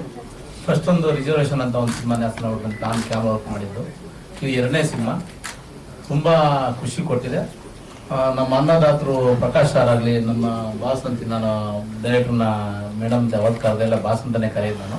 ಅವರು ಅಷ್ಟೇ ಸಿನಿಮಾ ಮಾಡೋಕ್ಕೆ ತುಂಬ ಸಹಕಾರ ಮಾಡಿದ್ದಾರೆ ನಮಗೆ. ಹೇಗೆ ಬರಬೇಕು ಅನ್ನೋದೇ 1 ವರ್ಷ ನಾವು ಅದನ್ನ ಸ್ಕ್ರಿಪ್ಟ್ ಇಟ್ಕೊಂಡು ಒದ್ದಾಡಿದ್ದೀವಿ. ಸೆಟ್ ಆಗಲಿ ಇಲ್ಲಾಂದ್ರೆ ಪ್ರತಿಯೊಂದು ಒಂದು ಕ್ಯಾರೆಕ್ಟರ್ ಕಾಸ್ಟ್ಯೂಮ್ ಆಗಲಿ, ಒಂದೊಂದು ಪಾತ್ರ ಹೇಗಿರಬೇಕು. ಆಮೇಲೆ ಜನ ಒಂದು ಎಕ್ಸಾಂಪಲ್ ಹೇಳ್ಬೇಕಂದ್ರೆ ಕ್ಲೈಮ್ಯಾಕ್ಸ್ ಒಂದು ಜಾತ್ರೆ ಇದೆ. ಆಲ್ಮೋಸ್ಟ್ ಎಲ್ಲ ಚೀಟ್ ಮಾಡೋಣ ಅನ್ಕೊಂಡಿದ್ದು, ಚೀಟ್ ಮಾಡ್ದಂಗೆ ನಾವೇ ಸೆಟ್ ಹಾಕಿ ಆ ಜಾತ್ರೆ ಶೂಟ್ ಮಾಡಿದ್ದೀವಿ. ತುಂಬಾ ಚೆನ್ನಾಗಿ ಬಂದಿದೆ ಸಿನಿಮಾ. ಎಲ್ಲರಿಗೂ ಥ್ಯಾಂಕ್ಸ್. ನನ್ನ ತುಂಬಾ ಮಾತಾಡಕ್ಕೆ ಬರೋಲ್ಲ ನನಗೆ, ಕ್ಯಾಮ್ರಾದಿಂದ ಕೆಲಸ ಮಾಡೋದು ಮಾತ್ರ ಗೊತ್ತು ನನಗೆ. ದಿವಸ ನನಗಿಂತ ಕಾನ್ಸೆಪ್ಟ್ ಜಾಸ್ತಿ ಆಗಿದೆ, ಡೇ ಕಮ್ಮಿ ಆಗಿದೆ. ಒಂದು ಡೇ ಅಂದ್ರೆ ಒಂದು 20 ದಿನ ಆಗಿರ್ಬೋದು, ಕಾನ್ಸೆಪ್ಟ್ ಜಾಸ್ತಿ ಆಗಿದೆ. ನೈಟ್ ಎಫೆಕ್ಟ್ ಜಾಸ್ತಿ. ನೈಟ್ ಅಂದ್ರೆ ನಮ್ದೇನಂದ್ರೆ ಬೆಳಿಗ್ಗೆನೆ ಸ್ಟಾರ್ಟ್ ಮಾಡಿ ರಾತ್ರಿ 11 ಗಂಟೆ ತನಕನೂ ಕೆಲವು ಸಲ ಶೂಟ್ ಮಾಡಿದಿರುತ್ತೆ, 10 ಗಂಟೆ ತನಕನೂ ಶೂಟ್ ಮಾಡಿದಿರುತ್ತೆ. ಆ ತರ ನಮ್ದು ನ್ಯಾಚುರಲ್ ಲೈಟ್ಸ್ ಜಾಸ್ತಿ. Natural lights. ಅವಾರ್ಡ್ ಬಂತು ಅಂತ ತಕ್ಷಣ ನಿಮಗೆ ಅನಿಸ್ತು ಕ್ಯಾಮ್ರಾಮನ್? ನನಗಂತೂ ತುಂಬಾ ಖುಷಿನೇ, ಹೇಳ್ಕೊಳಕ್ಕಾಗದಷ್ಟು ಖುಷಿ ಆಗಿದೆ. ನೆಕ್ಸ್ಟ್ ಇನ್ನು ಈ ತರಗಳು ಬೇಜಾರ್ ಮಾಡ್ಬೇಕು ಅನ್ನೋ ಆಸೆ ತುಂಬಾ ಜಾಸ್ತಿ ಆಗಿದೆ. Thank you sir. ನಿಮ್ಮ ಸಪೋರ್ಟ್. ಎಲ್ಲ ಮಾಧ್ಯಮ ಮಿತ್ರರಿಗೆ ನಮಸ್ಕಾರ. ಮತ್ತೆ ನಮ್ಮ ನಿರ್ಮಾಪಕರಿಗೆ, ನಿರ್ದೇಶಕರಿಗೆ, ಮತ್ತೆ ಇಲ್ಲಿ ಜೊತೆಲಿ ಕುಳಿತಿರುವಂತಹ ಎಲ್ಲ ಕಲಾವಿದರಿಗೆ, ತಾಂತ್ರಿಕ ವರ್ಗದವರಿಗೆ, ನನ್ನ ನೆಚ್ಚಿನ ಎಲ್ಲ ಬಂಧುಗಳಿಗೆ, ಮತ್ತೆ ಕಂದೀಲು ಚಿತ್ರತಂಡದ ಎಲ್ಲ ತಾಂತ್ರಿಕ ವರ್ಗದವರಿಗೆ, ಎಲ್ಲ ಕಲಾವಿದರಿಗೆ ನಮಸ್ಕಾರ. ಹೆಣ, ನಾನು ಸುಷ್ಮಾ ಸ್ವರಾಜ್ ಅವರು ಒಂದು ನರ್ಸ್ ಹೆಣ ತರೋಕ್ಕೋಸ್ಕರ 2007, 8 ಆ ರೇಂಜ್ ಅಲ್ಲಿ ಏನೋ ಅನ್ಕೋತೀನಿ, ಅವರು ವಿದೇಶಾಂಗ ಸಚಿವರಾಗಿದ್ದಾಗ ತುಂಬಾ ಕಷ್ಟ ಪಡ್ತಾರೆ. ಆದ್ರೂ 20-25 ದಿವಸ ಆಗುತ್ತೆ ಆ ಹೆಣ ಬರೋಕೆ. ನನಗವಾಗ ಕಾಡಿದ್ದು ಒಂದೇ ಪ್ರಶ್ನೆ, ಅಂತ ಸಮಯದಲ್ಲಿ ಮನೇಲಿ ಇರ್ತಾರಲ್ಲ, ಹೆಣ ಬರ್ಲಿಲ್ಲ ಅಂದಾಗ ಅವ್ರ ಮನಸ್ಥಿತಿ ಹೆಂಗಿರುತ್ತೆ, ಅವ್ರ ಮನೆ ಸ್ಥಿತಿ, ಊರಿನ ಸ್ಥಿತಿ, ರಾಜಕೀಯ ಸ್ಥಿತಿ, ಧಾರ್ಮಿಕ, ಅಂದ್ರೆ ಒಂದೊಂದು ಧರ್ಮದಲ್ಲೂ ಅಥವಾ ಒಂದೊಂದು ಕುಟುಂಬದಲ್ಲೂ ಒಂದೊಂದು ಧಾರ್ಮಿಕ ಆಚರಣೆ ಇರುತ್ತೆ. ಸೊ ಅಲ್ಲಿಯ ಪರಿಸ್ಥಿತಿಗಳು ಹೆಂಗಿರ್ಬೋದು. ಆಮೇಲೆ ಇವತ್ತಿಗೂ ನಿಮಗೆ ಸಿಂಗಲ್ ವಿಂಡೋ ಸಿಸ್ಟಮ್, ಏಕ ಗವಾಕ್ಷಿ ಪದ್ಧತಿ ಅಂತ ಇಲ್ವೇ ಇಲ್ಲ. ಈಗ ಯಾರಾದ್ರೂ ಇಲ್ಲಿಂದ ದುಬೈ ಕಂಟ್ರಿ ಅಥವಾ ಬೇರೆ ದೇಶಗಳಿಗೆ ಹೋದ್ರೆ ಹೆಂಗೆ ಅಕಸ್ಮಾತ್ ಏನಾದ್ರು ತೀರ್ಕೊಂಡಾಗ ಬಾಡಿ ಹೆಂಗ್ ತರಬೇಕು ಅನ್ನೋದು ಇವತ್ತಿನವರೆಗೂ ಇಲ್ಲ. ನಾನು ಎಂಬಾಸಿಗೆಲ್ಲ ಹೋಗಿ ಬಂದಿದ್ದೀನಿ, ಇಲ್ಲಿಯ ಬೇರೆ ಬೇರೆ ಎಂಬಾಸಿಗಳಿಗೆಲ್ಲ ಹೋಗಿ ಸಂಪರ್ಕ ಮಾಡಿದ್ದೀನಿ. ಯಾರು ಕೂಡ ಸರಿಯಾದಂತ ಮಾಹಿತಿ ಕೊಡಲ್ಲ. ಸೊ ಉತ್ಸುಕತೆಯಿಂದ ಹೋಗ್ಬಿಡ್ತೀವಿ ನಾವು, ಏನೋ ತಂದ್ಬಿಡ್ಬೋದು, ಇದು ಏನೋ ದುಡ್ಡು ಸಂಪಾದನೆ ಮಾಡ್ಬಿಡ್ಬೋದು, ಅಲ್ಲಿ ಕೆಲಸ ಮಾಡ್ಬಿಡ್ಬೋದು ಅಂತ. ಆದ್ರೆ ಇದನ್ನೆಲ್ಲ ತಿಳ್ಕೋಬೇಕಾಗುತ್ತೆ. ಯಾಕಂದ್ರೆ ಅದ್ರ ಹಿಂದೆ 2008ರಿಂದನೂ ನಾನು ಹಿಂದೆ ಬಿದ್ದು, ಕೊನೆಗೆ ನಾನು ಮೂಲತಃ ನಿರ್ದೇಶಕನಾಗಿದ್ದು, ಬರಹಗಾರ, ಮೂಲತಃ ನಿರ್ದೇಶಕ, ಸಂಕಲನಕಾರನ. ಹಂಗಾಗಿ ಆ ಹೆಣ ಅನ್ನುವಂಥದ್ದು ವ್ಯವಸ್ಥೆಯ ಹೆಣ ಅಂತ ಬರ್ಕೊಂಡೆ ನಾನು. ಅಂದ್ರೆ ಅದರಲ್ಲಿ ಒಬ್ಬ ರೈತ ಎಷ್ಟೆಲ್ಲ ಮಗನನ್ನ ಹೊರದೇಶಕ್ಕೆ ಹೋದಾಗ ಅವನಲ್ಲಿ ಕಾಲ್ವಾದಾಗ ಅವನ ಹೆಣ ತರೋಕೆ ಎಷ್ಟೆಲ್ಲ ಪಡಿಪಾಟ್ಲು ಪಡ್ಬೇಕಾಗುತ್ತೆ ಅಂತ. ಈಗ ಇವತ್ತು ಪ್ರಧಾನಮಂತ್ರಿಗಳು ಇನಿಷಿಯೇಟ್ ತಗೊಂಡನೆ 10-12 ದಿವಸ ಆಯ್ತು ರಷ್ಯಾ ಉಕ್ರೇನ್ ಯುದ್ಧದಲ್ಲಿ. ಅಂತದ್ರಲ್ಲಿ ಒಬ್ಬ ರೈತ ಮಗನನ್ನ ಹೆಣ ತರಬೇಕು ಅಂತ ಅಂದಾಗ ಎಷ್ಟೆಲ್ಲ ಅವನಿಗೆ ಗೊತ್ತಿರೋ ನಾಲೆಡ್ಜ್ ಏನು, ಅಲ್ಲಿರೋ ಪಂಚಾಯತಿ ಅಥವಾ ಶಾಲೆ ಮೇಸ್ಟ್ರುಗಳು ಅಥವಾ ಯಾರೋ ಬೆಂಗಳೂರಲ್ಲಿ ಓದ್ಕೊಂಡಿರುವಂತವ್ರು, ಕೆಲಸ ಮಾಡುವಂತವ್ರು ಅಷ್ಟೇ ಸಂಪರ್ಕ. ಹೆಂಗ್ ತರೋದು ಇದು, ಇದನ್ನೇ ನೋಡ್ತಾ ಇದ್ದಾಗ ನನಗೆ ಒಂದಷ್ಟು ಆಂಧ್ರದಲ್ಲಿ ರೈತರು ಕೃಷಿ ಪ್ರವಾಸ ಅಂತ ಹೋಗಿರ್ತಾರೆ. ಅವಾಗ ಅವರ ಸತ್ತಾಗ ಕೂಡ ಅವ್ರು 2 ತಿಂಗಳಾಗುತ್ತೆ ಅವ್ರ ಹೆಣ ಬರೋದು. ಅವಾಗ ನಿಜವಾಗ್ಲೂ ಘೋರ ಅನ್ಸ್ಬಿಡ್ತು ನನಗೆ. ಹಾಗಾದ್ರೆ ಈಗ ನಮ್ಮ ಮನೆಗಳಲ್ಲಿ ಏನ್ ಮಾಡ್ತಾರೆ, ನಮ್ಮಲ್ಲಿ ಯಾರಾದ್ರೂ ತೀರ್ಕೊಂಡಾಗ ಬೆಳಗಿನ ಸಾಯಂಕಾಲ ತನಕ ತಿರ್ತೀವಿ, ದುಃಖ ಆಗಿರುತ್ತೆ, ಬಂಧುಗಳೆಲ್ಲ ಸಾಂತ್ವನ ಮಾಡಿರ್ತಾರೆ. ಸಾಯಂಕಾಲ ಬಂದವ್ರು ಏನ್ ಮಾಡ್ತಾರೆ, ನಮ್ಮಲ್ಲಿ ಒಂದೊಂದು ಪದ್ಧತಿಗಳಿದೆ. ಕೂಳು ಹಾಕೋದು ಅಂತ ನಮ್ಮ ಕಡೆ ತುಮಕೂರು ಕಡೆ ಕರೀತಾರೆ. ಕೂಳು ಹಾಕೋದು, ಕೂಳು ಅಂದ್ರೆ ಅನ್ನ ಅಂತ. ಆ ಸಾಯಂಕಾಲ ನಮ್ಮನ್ನ ಶಾಸ್ತ್ರದ ಮೂಲಕ ಎಷ್ಟು ಚೆನ್ನಾಗಿ, ನಮ್ಮಲ್ಲಿ ಶಾಸ್ತ್ರಗಳನ್ನು ಎಷ್ಟು ಚೆನ್ನಾಗಿ ಇಟ್ಟಿದ್ದಾರೆ ಅಂದ್ರೆ, ಕೂಳು ಹಾಕೋ ಶಾಸ್ತ್ರ ಅಂತ ಮಾಡೋ ಮೂಲಕ ಅನ್ನ ಪ್ರಾಶನ ಮಾಡಿಸ್ಬಿಡ್ತಾರೆ, ಅನ್ನ ತಿನ್ನಿಸ್ಬಿಡ್ತಾರೆ. ಅಲ್ಲಿಗೆ ಅದೊಂದು, ಯಾಕಂದ್ರೆ ಜೀವನ ಅನ್ನೋದು ಮಸ್ಟ್ ಗೋಯಿಂಗ್ ಆನ್, ನದಿಯ ಹಾಗೆ ಹರಿತಾ ಇರ್ಬೇಕದು. ಹಂಗಾಗಿ ಅದ್ರ ಮೂಲಕ ಮಾರನೇ ದಿವಸಕ್ಕೆ ನಮ್ಮನ್ನ ಕೊಂಡೊಯ್ದು ಬಿಡ್ತಾರೆ ಅವರು. ಆದ್ರೆ ಹೆಣವೇ ಬರ್ಲಿಲ್ಲ ಅಂದಾಗ ಏನಾಗ್ಬೋದು, ಆ ಚರ್ಚೆ ಮಾಡ್ತಾ ಇದ್ದಾಗ ಕೊನೆಗೆ ಉಟ್ಕೊಂಡಿದ್ದು ಹೆಣ ಅನ್ನೋ ಕತೆ. ಅದರಲ್ಲಿ ನನ್ನ ಅನಾಮಿಕ ಮತ್ತು ಇತರ ಕಥೆಗಳು ಅಂತ ಹೇಳಿ ಒಂದು ಕಥಾ ಸಂಕಲನ ಬಿಡುಗಡೆ ಆಗುತ್ತೆ. ಅದರಲ್ಲಿ ಹೆಣನೂ ಕೂಡ ಒಂದು ಕತೆ. ಸರ್ 2019ರಲ್ಲಿ ಹೆಚ್ಚಾಗಿರುತ್ತೆ ಇದು ಕಥಾ ಸಂಕಲನ. ಅದರಲ್ಲಿ ಸುಮಾರು 4 ಸಿನಿಮಾಗಳು ಅದರಲ್ಲಿ ಬಿಡುಗಡೆ ಆಗುತ್ತೆ. ಇದು ಸಿನಿಮಾ ಆಗುತ್ತೆ ಕಥೆಗಳು. ಅದರಲ್ಲಿ ನಾನೇ ಒಂದು ಗೋಪಾಲ್ ಗಾಂಧಿ ಅಂತ ಒಂದು ಸಿನಿಮಾ ಮಾಡ್ಕೊಂಡಿದ್ದೆ, ಅದಕ್ಕೆ ರಾಜ್ಯ ಪ್ರಶಸ್ತಿ ಕೂಡ ಬಂದಿದೆ. ಅದಾದ್ಮೇಲೆ ಬೈಕೋಲ್ ಅಂತ ಇನ್ನೊಂದು ಸಿನಿಮಾ ಆಗಿತ್ತು. ಸೊ PVR ಸ್ವಾಮಿ ನಾನು ಸುಮಾರು 23-24 ವರ್ಷದ ಗೆಳೆಯರು. ಹಂಗಾಗಿ ಅವರು ರಂಗ ಪ್ರವೇಶ ಅಂತ ಇವ್ರು ಸಿನಿಮಾ ಮಾಡ್ತಿರ್ಬೇಕಾದ್ರೆ ನನ್ನನ್ನ ಪರಿಚಯ ಮಾಡಿಕೊಟ್ರು. ಹೆಣ ಹೇಳಿದ ಕೂಡಲೇ ಆಗ್ಲೇ ಹೇಳ್ತಾ ಇದ್ರು, ಸರ್ ಹೆಣ ಬೀಳಬೇಕು ನಮ್ಮ ಇದರಲ್ಲಿ ಅಂತ. ಹೆಣ ಅನ್ನುವಂಥದ್ದು ಅಂದ್ರೆ ಯಾವಾಗ್ಲೂ ನಾನ್ ನಂಬ್ಕೊಂಡಿರುವಂತದ್ದು ಅಥವಾ ಜಗತ್ತು ನಂಬ್ಕೊಂಡಿರೋದು ಕಷ್ಟಕ್ಕೆ ಕಥೆಗಳು, ಸುಖಕ್ಕೆ ಕಥೆಗಳಿಲ್ಲ ಅಂತ. ಈಗ ಯಾರೋ ಚೆನ್ನಾಗಿದ್ರಂತೆ ಸುಖವಾಗಿದ್ರಂತೆ ಅಂದ್ಬಿಟ್ರೆ ಮುಗ್ದಿದ್ ಕತೆ. ಸುಖವಾಗಿದ್ರಂತೆ ಇದ್ದಕ್ಕಿದ್ದಂಗೆ ಸಿಡ್ಲು ಬಿಟ್ಟು ಸತ್ತೋಗ್ಬಿಟ್ಟಂತೆ ಅಥವಾ ಏನೋ ಆಗ್ಬಿಡ್ತಂತೆ ಅಂದ್ರೆ ಅಲ್ಲಿಂದ ಕತೆ ಉಟ್ಕೊಳ್ಳುತ್ತೆ. ಪ್ರಕಾಶ ಬೀಳಬೇಕು ಅಂತಂದ್ರೆ ಅದು ವ್ಯವಸ್ಥೆಯದ್ದಾಗಿರ್ಬೋದು ಮತ್ತೊಂದಾಗಿರ್ಬೋದು, ಆ ರೀತಿಯ ಹೆಣ ಅಂತ. ಸೊ ಇಲ್ಲಿ ಅದೇ ತರದ ಹೆಣ ಬೀಳುತ್ತೆ. ಸೊ ಅದನ್ನ ಹಿನ್ನೆಲೆ ಹುಡ್ಕೊಂಡು ಹೋಗ್ಬೇಕು ಅಂತ ಹೇಳಿ ತುಂಬಾ ಇಷ್ಟಪಟ್ರು. ನೋವಿನ ಕತೆಗೆ ಬಹಳ ಗಮನ ಜಾಸ್ತಿ ಇರ್ತದೆ. ಖಂಡಿತ ಸರ್, ಅಲ್ಲ ಕಷ್ಟಕ್ಕೆ ಕತೆ ಅಂತ, ಸುಖಕ್ಕೆ ಕತೆನೇ ಇಲ್ಲ ಅಂತ. ಹಣ ಬಿದ್ದಾಗಲೂ ಹಣ ತುಂಬಾ ಸಿಗುತ್ತೆ, ಅದ್ ಗೊತ್ತಿಲ್ಲ. ಆದ್ರೆ ಈ ಮೂವಿನಲ್ಲಿ ಇದು ಈ ಕತೆ ಮಾಡೋದಿಲ್ಲ. ನೀವು ಹೇಳಿದ್ರಿ ಕತೆ ನಾವು ಮಾಡಿ ನಿಮಗೆ ಎಷ್ಟು ಪರ್ಸೆಂಟ್ ಅವ್ರು ಬಳಸ್ಕೊಂಡಿದ್ದಾರೆ ಸಿನಿಮಾಗೆ ಅಂತ ಬಳಸ್ಕೊಂಡಿದ್ದಾರೆ, ಇನ್ನೆಷ್ಟು ಬೇರೆ ಆಡ್ ಮಾಡಿದ್ದಾರೆ. ಬೇರೆದು ಅಂತಂದ್ರೆ ಇದರಲ್ಲಿ ನಾನು ಸ್ವಲ್ಪ ಏನಾದ್ರೂ ಸಾಮಾಜಿಕವಾಗಿ ಸಮಸ್ಯೆಗಳ ಕಂಡಾಗ ನುಗ್ಗೋದು ಜಾಸ್ತಿ. ಆದ್ರೆ ಮೇಡಮ್ಗೆ ಒಂದು ಬೇಸಿಕ್ ಇನ್ಸ್ಟಿಂಕ್ಟ್ ಒಳಗಡೆ ಇದೆ, ರೇ ಆಫ್ ಹೋಪ್ ಅಂತ. ಅಂದ್ರೆ ಯಾವಾಗ್ಲೂ ಕೆಟ್ಟದ್ರ ಒಳಗಡೆ ಕೆಟ್ಟದ್ದಿದೆ ನಮ್ಮಲ್ಲಿ ಅಂತಂದ್ರೆ ಏನ್ ಪಾಸಿಟಿವ್ ಇದೆ ಅಂತ ಹುಡುಕ್ತಾರೆ. ಆಕ್ಚುಲಿ ಇವ್ರು ಇರೋ ಕಡೆಗೆ ನಾನು ಕಂಡ್ಕೊಂಡಿರೋದು ಅಂದ್ರೆ ಮಾಧ್ಯಮ ಇದೆ ಅನ್ನೋ ಕಾರಣಕ್ಕೆ ಹೇಳ್ತಾ ಇಲ್ಲ. ಅವರು ಇಲ್ಲೇನೋ ಈಗ ಒಂದು ಲೋಟದಲ್ಲಿ ಅರ್ಧ ಲೋಟ ಅಷ್ಟೇ ನೀರಿದೆ ಅಂತಂದ್ರೆ ಇಲ್ಲ ಇಲ್ಲ ಇಲ್ಲ ಇಲ್ಲ ಇಲ್ಲ ಇದು ಅರ್ಧ ಲೋಟ ಅಷ್ಟೇ ಇದೆ ಅಂತ ಬೇಜಾರು ಮಾಡ್ಕೊಳ್ಳಿ, ಇನ್ನ ಅರ್ಧ ಲೋಟ ಇದೆ ಅನ್ನುವಂಥ ಮನಸ್ಥಿತಿಯವರು ಗಂಡ ಹೆಂಡತಿ. ಇವ್ರು ಇರೋ ಕಡೆ 100% ಪಾಸಿಟಿವ್ ಎನರ್ಜಿ 100% ಇರುತ್ತೆ. ಸೊ ಇದರಲ್ಲಿ ಅವರು ರೇ ಆಫ್ ದ ಹೋಪ್ ಬೇಕೇ ಬೇಕು ಅಂತ ಹಠ ಇದ್ರು. ಏನು ರೇ ಆಫ್ ದ ಹೋಪ್ ಅಂತ ಅಂದಾಗ, ಈಗ ಮಗ ಬಂದಿಲ್ಲ ಅಂತಂದ್ರೆ, ಹೆಣ ಬಂದಿಲ್ಲ ಅಂತಂದ್ರೆ ಮುಂದೇನು ಮಗಳಿದ್ದಾಳೆ, ಅವಳ ಮೂಲಕ ಬೇರೆ ಏನನ್ನ ನೋಡ್ಬೋದು, ಅವ್ರ ಜೀವನನ ಹೆಂಗೆ ನಾವು ಮುಂದಕ್ಕೆ ತಗೊಂಡು ಹೋಗ್ಬೋದು, ಆ ತರದ ಒಂದಷ್ಟು ಎಲಿಮೆಂಟ್ಸ್ ಅನ್ನ ತಗೊಂಡ್ಬರಕ್ ಸಾಧ್ಯ ಆಯ್ತದೆ ಚಿತ್ರದಲ್ಲಿ. ಆಮೇಲೆ ಮುಂಚೆನೂ ನಾನು ಬೇರೆ ಬೇರೆ ಕಡೆ ಸಂಭಾಷಣೆಯನ್ನು ಬರ್ಕೊಂಡು ಅದಾದ್ಮೇಲೆ ಚಿತ್ರೀಕರಣದ ಈ ಇಡೀ ಸಿನಿಮಾ ಆಗಿರೋದು ಸಿಂಗ್ ಸೌಂಡ್ ಅಲ್ಲಿ, ಡಬ್ಬಿಂಗ್ ಆಗಿಲ್ಲ. ಸಿಂಗ್ ಸೌಂಡ್ ಅಂದ್ರೆ ನೇರ ಅಲ್ಲೇ ರೆಕಾರ್ಡ್ ಆಗುವಂಥದ್ದು. ಸೊ ಯಾಕಂದ್ರೆ ಆ ಭಾವನೆಗಳು ಅಲ್ಲಲ್ಲೇ ಅವ್ರು ಏನ್ ಭಾವ ಜೀವಿಸಿರ್ತಾರೆ ಅದು ಹಂಗೆ ಸಿಗ್ಲಿ ಅನ್ನೋ ಕಾರಣಕ್ಕೆ ರಿಯಲಿಸ್ಟಿಕ್ ಆಗಿ ಬರುತ್ತೆ ಸರ್. ಹಂಗಾಗಿ ಸ್ವಾಮಿಯವರ ಗುಗಾರದೊಡ್ಡಿ ಅನ್ನೋ ಗ್ರಾಮ PVR ಸ್ವಾಮಿಯವರ ಊರದು. ಅಲ್ಲಿ ಅವ್ರಿಗೆ ಒಂದಷ್ಟು ಯಾಕಂದ್ರೆ PVR ಸ್ವಾಮಿ ಬೆನ್ನೆಲ್ಗು. ಈ ಜಾತ್ರೆ ಅಂತ ಹೇಳ್ತಾರೆ, ಸೆಟ್ ಹಾಕಿರೋದಲ್ಲ ಸರ್, ನಾವು ಸೆಟ್ ಹಾಕ್ತಾರೆ ಅಂತ ನಾವು ಅನ್ಕೊಂಡ್ವಿ. ಆಕ್ಚುಲಿ ಬೇರೆ ಬೇರೆ ಊರುಗಳಿಂದ ದೇವರುಗಳನ್ನ ಕರ್ಸಿದ್ರು ಸರ್. ಆದ್ರೆ ಈ ಶೂಟಿಂಗ್ ಮಾಡೋದು ಬೇರೆ, ಅದ್ರಲ್ಲೂ ಜೂನಿಯರ್ ಆರ್ಟಿಸ್ಟ್ ಇಲ್ದೇನೆ ರಿಯಲಿಸ್ಟಿಕ್ ಜನಗಳು ಬಂದಾಗ ಅದು ಶೂಟಿಂಗ್ ಮಾಡೋದು ತುಂಬಾ ಕಷ್ಟ. ಓದಾಡಿದ್ದಾರೆ ಅಷ್ಟು ನಮ್ಮೂರವರು ಆ ತರದೇ ನನ್ನ 4 ಊರು ಜನ ಅಷ್ಟು ಹೆಲ್ಪ್ ಮಾಡೋದು ನನಗೆ. ಇಲ್ಲ, ನಾನು ಫಸ್ಟ್ ಮಾಡಿದ್ದು ಒಂದು ಓಜಸ್ ಅಂತ ಒಂದು ಸಿನಿಮಾ ಮಾಡಿದ್ದೆ.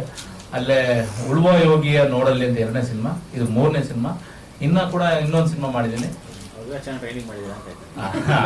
ಇದಾರೆ ಕಲಾವಿದರು ನಮ್ಮೂರಿನ ಬಂಗಾರ್ ಶೆಟ್ಟಿ, ಲಾವಣ್ಯ ಆರ್ಟಿಸ್ಟ್ ಎಲ್ಲ ತುಂಬಾ ಜನ ಬಂದಿದ್ದಾರೆ. ಅದೇ ಊರಲ್ಲಿ ನಮ್ಮ ತಂಡನೇ ಮಾಡಿದ್ದೀವಿ. ರೆಡಿ ಮಾಡ್ಕೊಂಡು ಆಕ್ಚುಲಿ ಕ್ರೌಡ್ ಮತ್ತೆ ಸಿಂಗ್ ಸೌಂಡ್ ಅಂದ್ರೆ ಅಲ್ಲೇ ನಾವು ರೆಕಾರ್ಡ್ ಮಾಡ್ತೀವಲ್ಲ.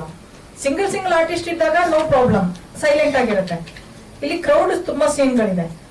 ನಮ್ಗೆ ಹೆಂಗ ಅನಿಸ್ತಿತ್ತು ಅಂದ್ರೆ ಎಲ್ರಿಗೂ ಸೈಲೆಂಟ್ ಅಂತ ಹೇಳಿದ್ರು ಎಲ್ಲೋ ಏನೋ ಕೊನೆಗಲ್ಲಿ ಹಸು ನಾಯಿ ಇದೆಲ್ಲ ಜಾಸ್ತಿ. ಹಸು ಅಂದ್ರೆ ಅಮ್ಮ ಅಂದ್ಬೇಡ, ಒಳ್ಳೆ ಡೈಲಾಗ್ ಹೇಳೋ ಟೈಮಿಗೆ ಅದು ಕೂಡ ಏನೋ ಸಿಂಗ್ ಸೌಂಡ್ ಶೂಟಿಂಗ್ ಅದು ಕ್ರೌಡ್ ಅಲ್ಲಿ ನಿಜವಾಗ್ಲೂ ನಮಗೆ ಸಾಕಾಗಿದೆ. ತುಂಬಾ ಜನ ಇದ್ದಾಗ ಸಿಂಗ್ ಸೌಂಡ್ ಇಟ್ಕೊಂಡು ಶೂಟ್ ಮಾಡೋದು ಈಸಿ ಇಲ್ಲ. ಬಟ್ ಊರವ್ರೆಲ್ಲರೂ ಕೂಡ ಅದು ಎಷ್ಟು ಕೋಪರೇಟ್. ಒಬ್ರು ಮೊಬೈಲ್ ಆಫ್ ಮಾಡಕ್ ಹೇಳ್ತೀವಿ, ಯಾರೋ ಒಬ್ರು ಮರ್ತಿರ್ತಾರೆ, ಅದು ಹಿಂಗಾಗ್ಬಿಡುತ್ತೆ. ಸಿಂಗ್ ಸೌಂಡ್ ಅಲ್ಲಿ ಸ್ವಲ್ಪ ಚಾಲೆಂಜಿಂಗ್ ಶೂಟ್ ಮಾಡೋದು ನಮ್ಗೆ, ಕ್ರೌಡ್ ಅಲ್ಲಿ ಎಸ್ಪೆಷಲಿ. ಬಟ್ ಎಲ್ಲರೂ ಕೋಪರೇಷನ್ ಇಂದ ಚೆನ್ನಾಗಾಯ್ತು. ಸಿಂಗ್ ಸೌಂಡ್ ಮಾಡಿದಂತ ಪ್ರವೀಣ್ ಮತ್ತೆ ತಂಡ ಅದ್ಭುತವಾಗಿ ನಿಜವಾಗ್ಲೂ ಕೆಲಸ ಮಾಡಿದ್ದಾರೆ. ಆಮೇಲೆ ಚಿತ್ರಕಥೆ ಹಂತದಿಂದಲೇ ಪ್ರಸನ್ನ ಮತ್ತೆ ನಾಗರಾಜು, ಇತಿಹಾಸ ಶಂಕರ್ರು ಇವರು ನಿರ್ದೇಶನ ತಂಡದಲ್ಲಿ ಅವರು ಕೆಲಸ ಮಾಡಿರುವಂತವ್ರು. ಇಂಚಿಂಚು ಅವ್ರಿಗೆ ಮಾಹಿತಿ ಇದೆ. ನಿರ್ದೇಶಕರು ಹಂಗ ತಯಾರು ಮಾಡಿದ್ದಾರೆ. ಇಡೀ ಯಾರು ಇವರು ಅಂತೇಳಿ ಯಾರನ್ನು ಬೈಫರ್ಕೇಟ್ ಮಾಡಿದ್ರೆ ಎಲ್ಲರೂ ಒಟ್ಟಿಗೆ ಇರ್ಬೇಕು. ಏನಂದ್ರೆ ನನಗೇನಂದ್ರೆ ನಮ್ ಟೀಮ್ ಒಂದು 5-6 ಜನ ಯಾರು ಮೈನ್ ಇರ್ತಾರೆ ಅವ್ರು ಇಟ್ಕೊಂಡು ಎಲ್ಲ ಡಿಸ್ಕಷನ್ 1 ವರ್ಷ ಮಾಡಿರ್ತೀವಿ. ಎಲ್ರು ಗೊತ್ತಿರ್ಬೇಕು ನನಗೆ ಏನ್ ಬೇಕು ಅಥವಾ ನಮ್ ಟೀಮ್ಗೆ ಏನ್ ಬೇಕು ಅನ್ನೋದು ಆಗ್ಲೇ ಎಲ್ಲರೂ ಗೊತ್ತಾಗ್ಬಿಟ್ಟಿರುತ್ತೆ. ಶೂಟಿಂಗ್ ಹೋಗೋಷ್ಟೊತ್ತಿಗೆ ಯಾವ ತರ ಬಂದ್ರೆ ಯಾವ್ದು ಬೇಕು ಇವರಿಗೆ ಯಾವ್ದು ಬೇಡ ಅನ್ನೋದು ಎಷ್ಟು ಚೆನ್ನಾಗಿ ಎಲ್ರಿಗೂ ಗೊತ್ತಿತ್ತು ಅಂದ್ರೆ ಅಲ್ಲಿ ಹೋದ್ಮೇಲೆ ಯಾವ ನಮ್ಗೆ ಟೈಮ್ ವೇಸ್ಟ್ ಇಲ್ಲ.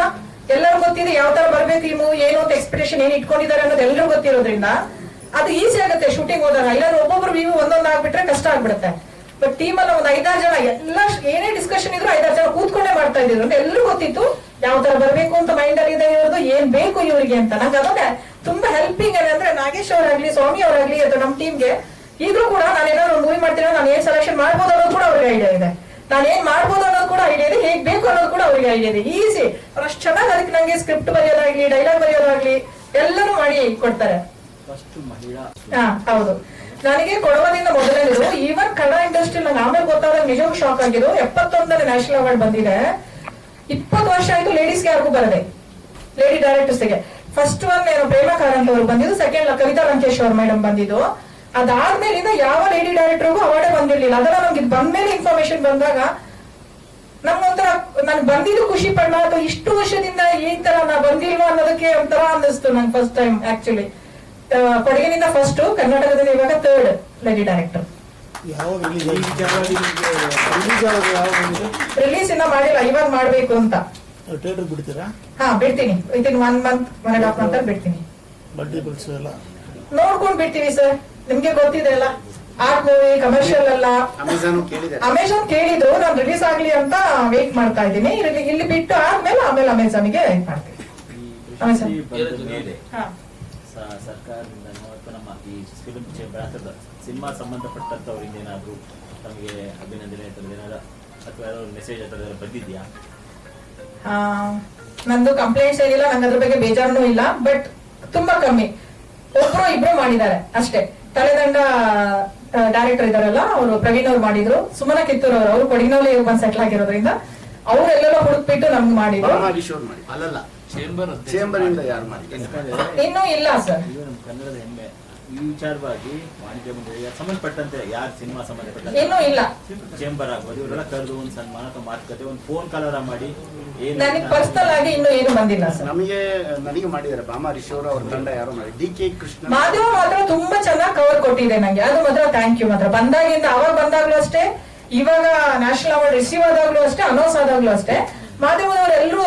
ನಾನು ಕೂರ್ಗ್ನಲ್ಲಿದ್ದೆ ಆಕ್ಚುಲಿ, ಅವಾಗ ನಂಗೆ ಗೊತ್ತಿರಲಿಲ್ಲ. ನಾವ್ ಅಲ್ಲೇ ಇದ್ವಿ, ಮಕ್ಳಿಗೆ ಎಕ್ಸಾಮ್ ಏನೋ ನಡೀತಾ ಇತ್ತು, ಬೇರೆ ಮನೇಲೇ ಇದ್ದೆ. ಈವ್ನಿಂಗ್ ಏನೋ 6:37 ಅಷ್ಟೊತ್ತಿಗೆ ಗೊತ್ತಾಗಿದ್ದು. ಅವಾಗ್ಲಿಂದ ಎಲ್ಲರೂ ಕಾಲ್ ಮಾಡಿ ಎಲ್ಲ ಇದ್ ಮಾಡಿ ತುಂಬಾ ವಿಶ್ ಮಾಡಿದ್ರು, ತುಂಬಾ ಮೋಟಿವೇಶನ್ ಎನ್ಕರೇಜ್ಮೆಂಟ್ ಎಲ್ಲ. ಅವಾಗ ನಿಜ ತುಂಬಾ ಖುಷಿ ಆಗಿದ್ದು. ಅವಾಗ ಅವಾರ್ಡ್ ಯಾವಾಗ ಬಂತು ಅದಕ್ಕಿಂತ ಜಾಸ್ತಿ ಎಲ್ಲರೂ ಕಾಲ್ ಮಾಡಿ ಮಾತಾಡಿದಾಗ ತುಂಬಾ ಖುಷಿ ಆಯ್ತು. ಈಗಲೂ ಕೂಡ ಅಷ್ಟೇ, ಅವಾರ್ಡ್ ತಗೊಂಡಾಗ ಕೂಡ ಎಲ್ಲರೂ ಕಾಲ್ ಮಾಡಿ ಇದ್ ಮಾಡಿ ತುಂಬಾ ನಮ್ಗೆ ಪಬ್ಲಿಸಿಟಿ ಆಗ್ಲಿ ಅಥವಾ ಮಾತಾಗಿ ಆರೈಸೋದಾಗ್ಲಿ ತುಂಬಾ ಮಾಧ್ಯಮದವರು ತುಂಬಾ ಚೆನ್ನಾಗಿ ಮಾಡಿದ್ದಾರೆ.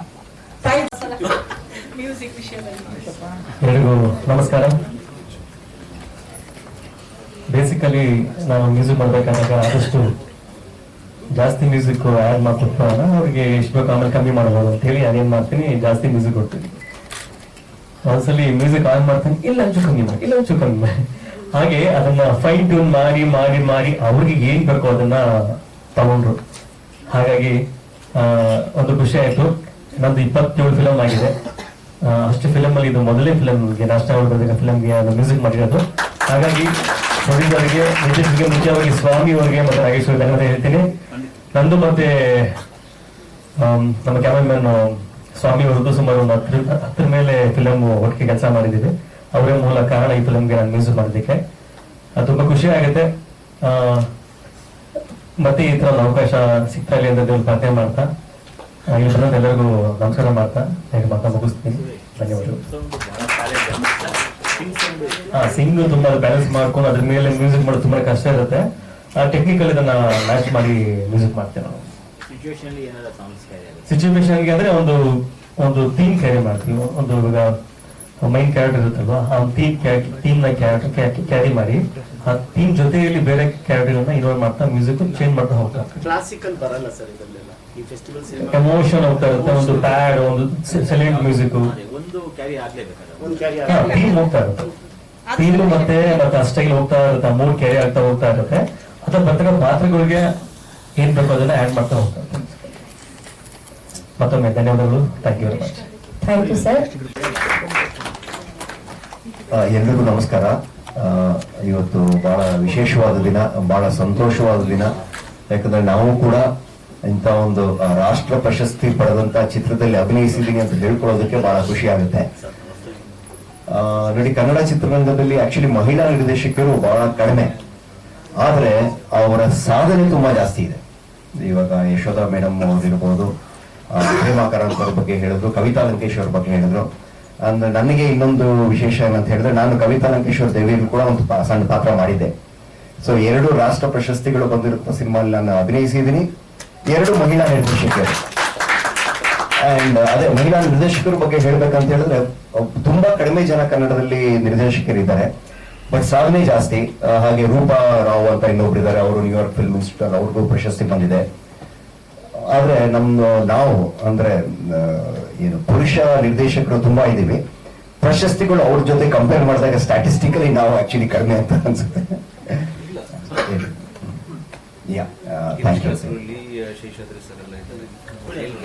Thank you sir. Percentage wise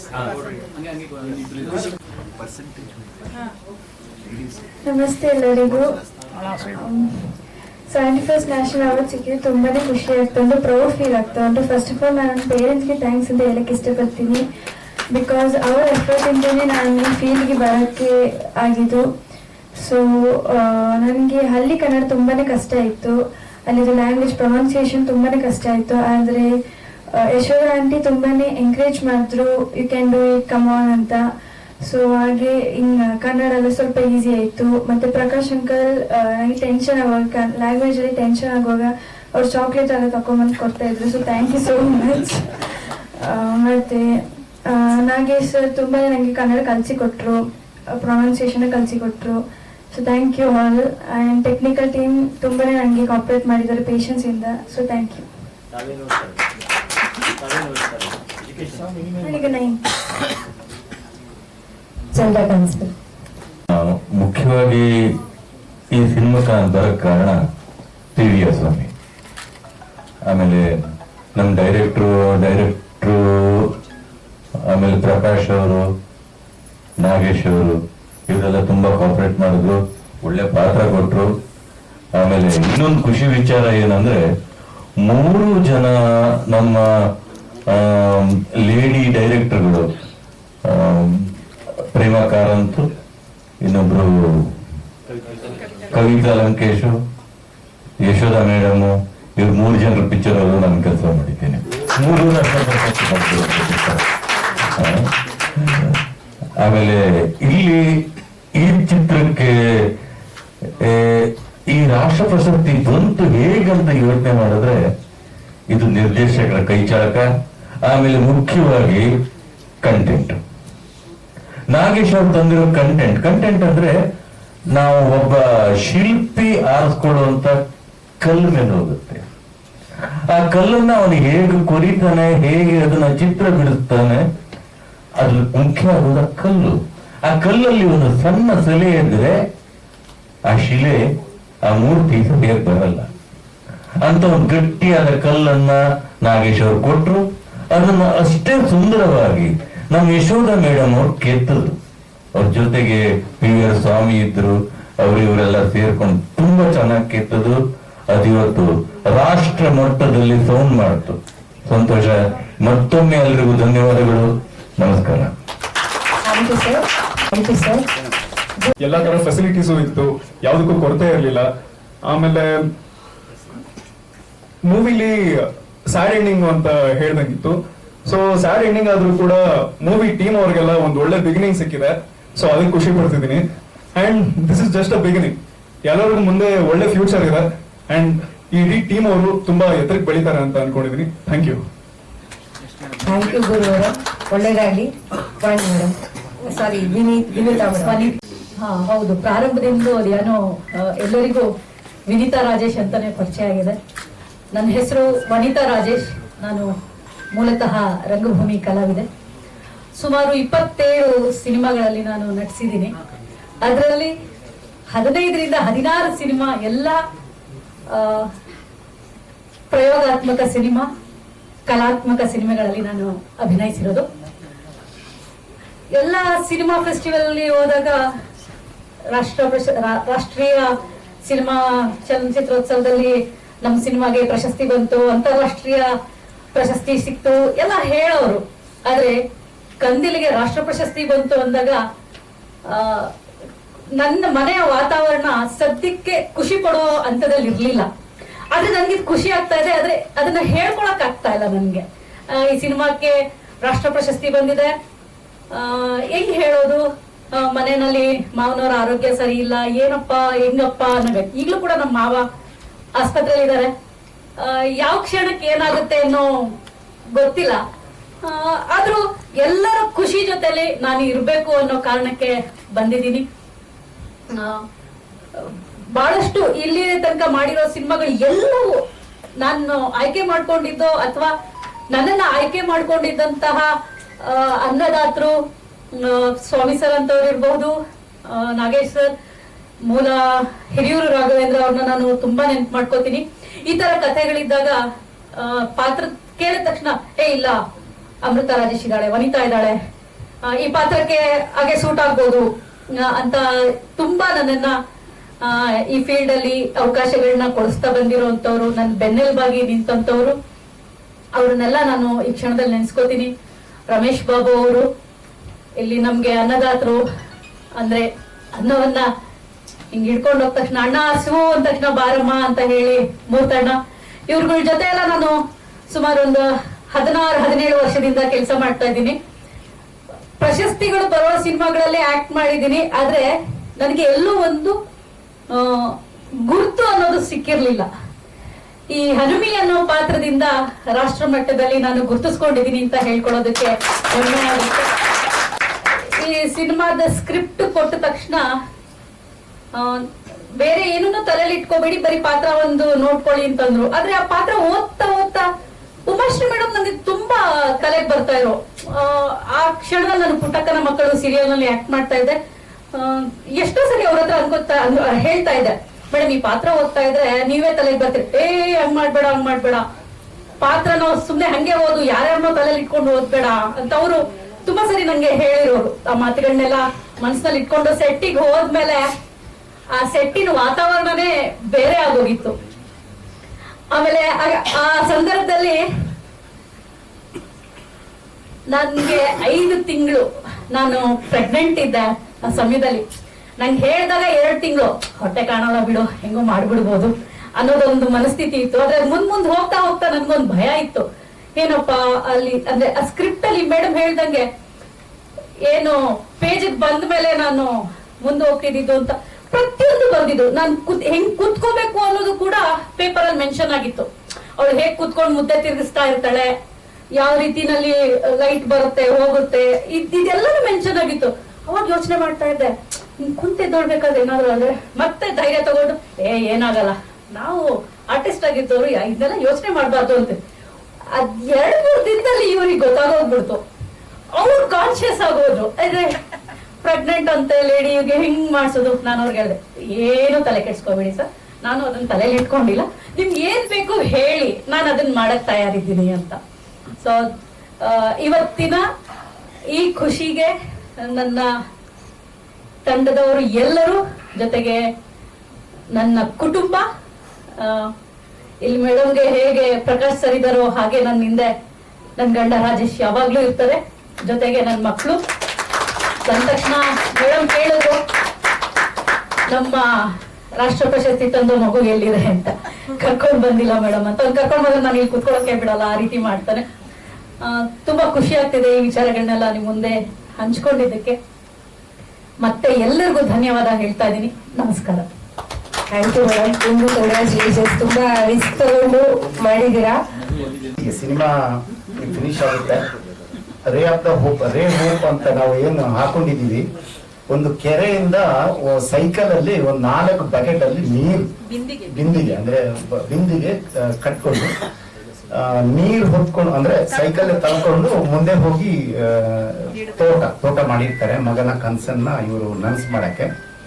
ಅದೊಂದು ಸೀನು ನಾನು ಇವತ್ತಿಗೂ ನಾನು ಮರೆಯಕ್ಕಾಗಲ್ಲ. ಮೋಸ್ಟ್ಲಿ ಯಾವ್ದು ಸಿನಿಮಾ ಮಾಡೋಗಳು ಅಂತ ಸೀನ್ಗಳು ಬರಬಾರ್ದು. ಅಂದ್ರೆ ನಮ್ಗೆ ತುಂಬಾ ಅವರು ಅಂದ್ರೆ 5 ತಿಂಗಳಾಗಿತ್ತು. ಅದೊಂದು ನಮ್ಗೆ ನೋಡಿ ಆದಷ್ಟು ಬೇಗ ಮುಗ್ಸನ ಅಂದ್ರೆ ಅದು ಟೇಕ್ ಆಗ್ತಾ ಇತ್ತು. ಆದ್ರೆ ಅದು ಎಂಡ್ ಆಫ್ ದ ಟೈಮ್ ಅಲ್ಲಿ ನಿಜವಾಗ್ಲೂ ಕಣ್ಣಲ್ಲಿ ನೀರು ಬರುವಂತ ಸೀನ್ ಅದು. Thank you.